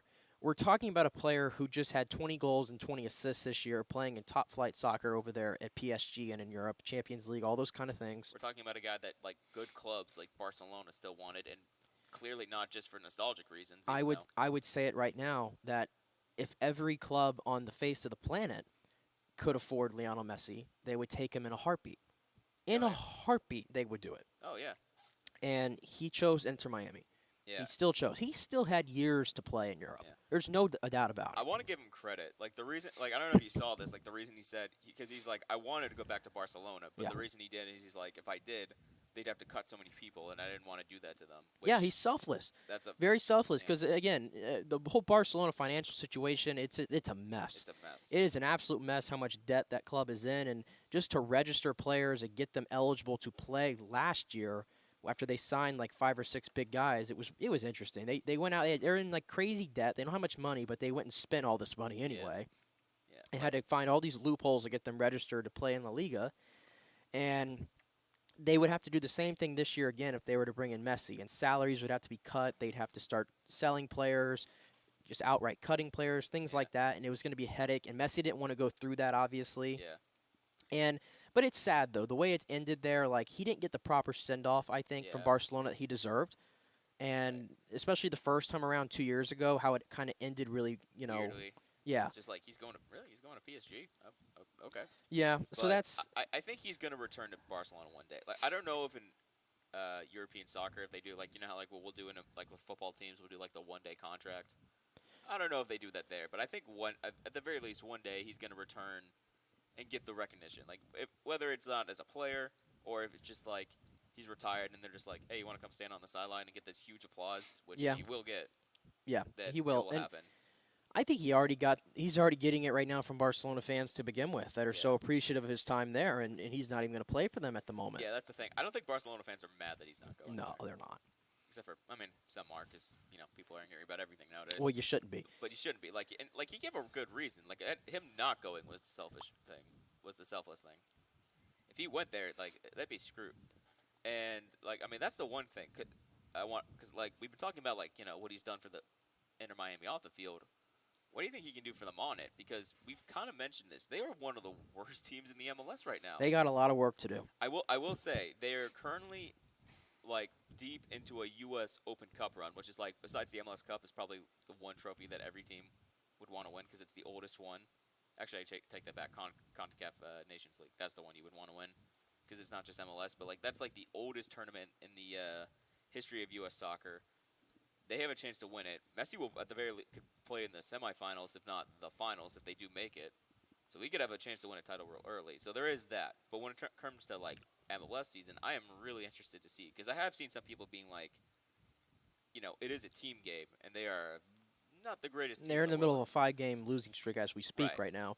Pretty far out from a playoff run. So if he gets here at some point in the summer or half a season to go. Right. I don't know if they'll make at that point, depending on how it goes, I don't know if they can make the playoffs with how deep they are. But I will be interested, especially next year. What can he do for them then? Well, I want to know, and this goes for Inter Miami, but even the rest of the MLS. Now that he's coming over here, that is true. The logical question is this going to open up the door for other players? And I'm not saying the type of guys who are 33, 34. They clearly have lost a step or two. Yeah. Maybe they're not playing as much at their big European clubs, so now they're going to come over to MLS. We've seen that over and over and over. Sometimes it works. Sometimes it doesn't. I'd argue recently it hasn't worked out as much for the MLS as they would have hoped. Inter Miami has gone down that route as well already, bringing in a Gonzalo Higuain and Matuidi, a World Cup winner with France in 2018, and both didn't really work out that well. So That whole thing was weird because, like, wasn't it like with him? They were like, oh, he's not a designated player, and then it got leaked that he actually was, which means they had too many designated players, which is against the rules. yeah, that's the other thing that comes in the equation here. Inter Miami got dinged pretty hard by the MLS for kind of breaking some of these rules, and they ended up with Lionel Messi out of it. Yeah. So that's pretty interesting. And also David Beckham, too. I know I mentioned that his impact was great, but it's still, I think, going to pale in comparison to what Messi does. David Beckham's impact, though, not only coming over, but part of that deal was he would be able to buy an expansion club for $25 million. Yeah. And he picked Inter Miami as the place to do it, and then he landed Messi. So if you think about it, David Beckham led to him buying Inter Miami, which led to him buying Lionel Messi. So this is still David Beckham's influence, if you think about it. Yeah, I was going to say that because, like, he came over in a time where, like, soccer still wasn't at, like, we always talk about soccer's not at the level it is in Europe, but it's still, like, when you look at where the level of, like, popularity soccer was, like, years ago, it was nowhere near where it is now. I would argue more people in America know who he is because David Beckham came over and, you know, got some interest in soccer. Yeah. I would argue that. And the other thing, too, with Messi coming over is the South American Cup is in the United States this year. Yeah. So this is also a chance that he really wants to win that, obviously. He has not retired from international soccer, and that's the most important thing to him, I think, is representing his country of Argentina. Yeah. And he has a chance to win that here on American soil as well. So you're going to get an extended look at him there as well. So it's all around. This is a slam dunk transaction. And that's what I said. I want to see what other players follow. Can they start to get the guys who are maybe 27, 28, 29 instead of the 33, 34, and 35-year-olds? Well, you've kind of brought this up, and the other, like, it is a big deal for the MLS is, like you said, the players they could maybe would want to follow Messi and come over here. Because remember, I don't know if you remember, like, there was a while, like, it was kind of a rumor, and we never knew if it was going to happen, but there was a lot of talks that one day Ronaldo was going to come over to the MLS. Yeah, and the Saudis put it into that. Like, the Saudi were starting to become the thing. They're like, hey, it doesn't matter if you can play or not. If you can make us money, we'll pay him, and they'll pay him a lot. So, like, you were saying that, like, they're starting to take the MLS thing of, like, these are where these players are going now. Messi coming over here might have just saved them. I will also say the fact that Ronaldo went there and Messi chose to go here, I think he might have, like, I know we just had that debate about the whole morals thing, but, like, some people just put morals into sports. So I think the fact that Messi came over here, I think for a lot of people that will, like, put him over Ronaldo. Well, the Messi-Ronaldo debate is endless in time. Yeah. It's almost LeBron and Jordan-esque, honestly. Even though for me, I feel like Messi winning the World Cup should have. It did. Now I've always been more of a Ronaldo fan because I'm a Man United fan, and I got into soccer when I was a kid, and he was playing for Man United, and the Glazers owned Man United, so there was the connection. So when I was a kid, I just became a fan of both guys, and I followed Ronaldo's career when he went to Madrid, and then Juventus, and obviously when he came back to Manchester United, and that ended horribly.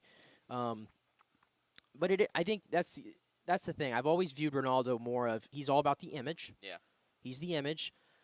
I don't know if narcissist is too harsh of a term to label him, but he kind of has that type of aura to him. Where Messi to me has always been about the soccer and the soccer only, and he's been concerned about that and winning. Well, yeah, and I think the whole like what we were talking about earlier, the whole like I'm not going to go to Barcelona because it's going to tank this team thing, kind of like pulls into that. He made a decision. He loves Barcelona so much that he wasn't going to do that to them. Yeah. End of story. So he's the most selfless. He's the most selfless top athlete like that. Really, when you think about it, but it's a win. It's a win for everybody here in the United States, and I just cannot wait to see him. I'm hoping. I would love to go see him play against Orlando City later on in the year. But these tickets, if they got to come down a little bit. I was gonna get tickets to that for a while ago, back when they were cheap and before he had made an announcement. Yep, that's not happening now. I do not have that kind of money, but I'll tell you what, I'm interested to see how the attendance goes because. I'm going to start wondering if, like, if it gets really popular, like people really want to see it, like the demand really goes up. I wonder if they're going to start going to, like, some of these NFL stadiums being like, hey, can we play here just so we can have some extra fans in the stands? Well, like when he plays against Atlanta United and they play in Mercedes-Benz where the Falcons play. Yeah, well, that one's easy. Like, they'll just open up the upper deck. I mean, they'll put 60,000 plus in there. Yeah, but, like, for some other teams, like, like Orlando, if he goes to Orlando, maybe they'll be like, hey, you know what, why don't we go over to the Citrus Bowl where they used to play? Oh, please. I don't need to say any more events in there. I don't need to see any more events in the Citrus Bowl, please. Well, the Jaguars might be coming there, so that might not be happening. Oh, my goodness. Well, there you go. Friday edition of the JP Show. Thank you, Nick, for coming on. Thank you for having me. Threw you into the fire today. We threw you into the fire today. I lived. So I had fun. Hope you had fun. Hope you enjoyed it. Glad to have you here. Hope you continue to be an asset for the show. We definitely appreciate it. And we appreciate everybody listening. I think we had a really good week of shows. Yeah. Really love what we did this week from a content standpoint. So continue to check us out on our official YouTube page at the JP Peterson Show, on Instagram, Twitter, Apple, and Spotify. You can catch us there. And, of course, the FanStream Sports app.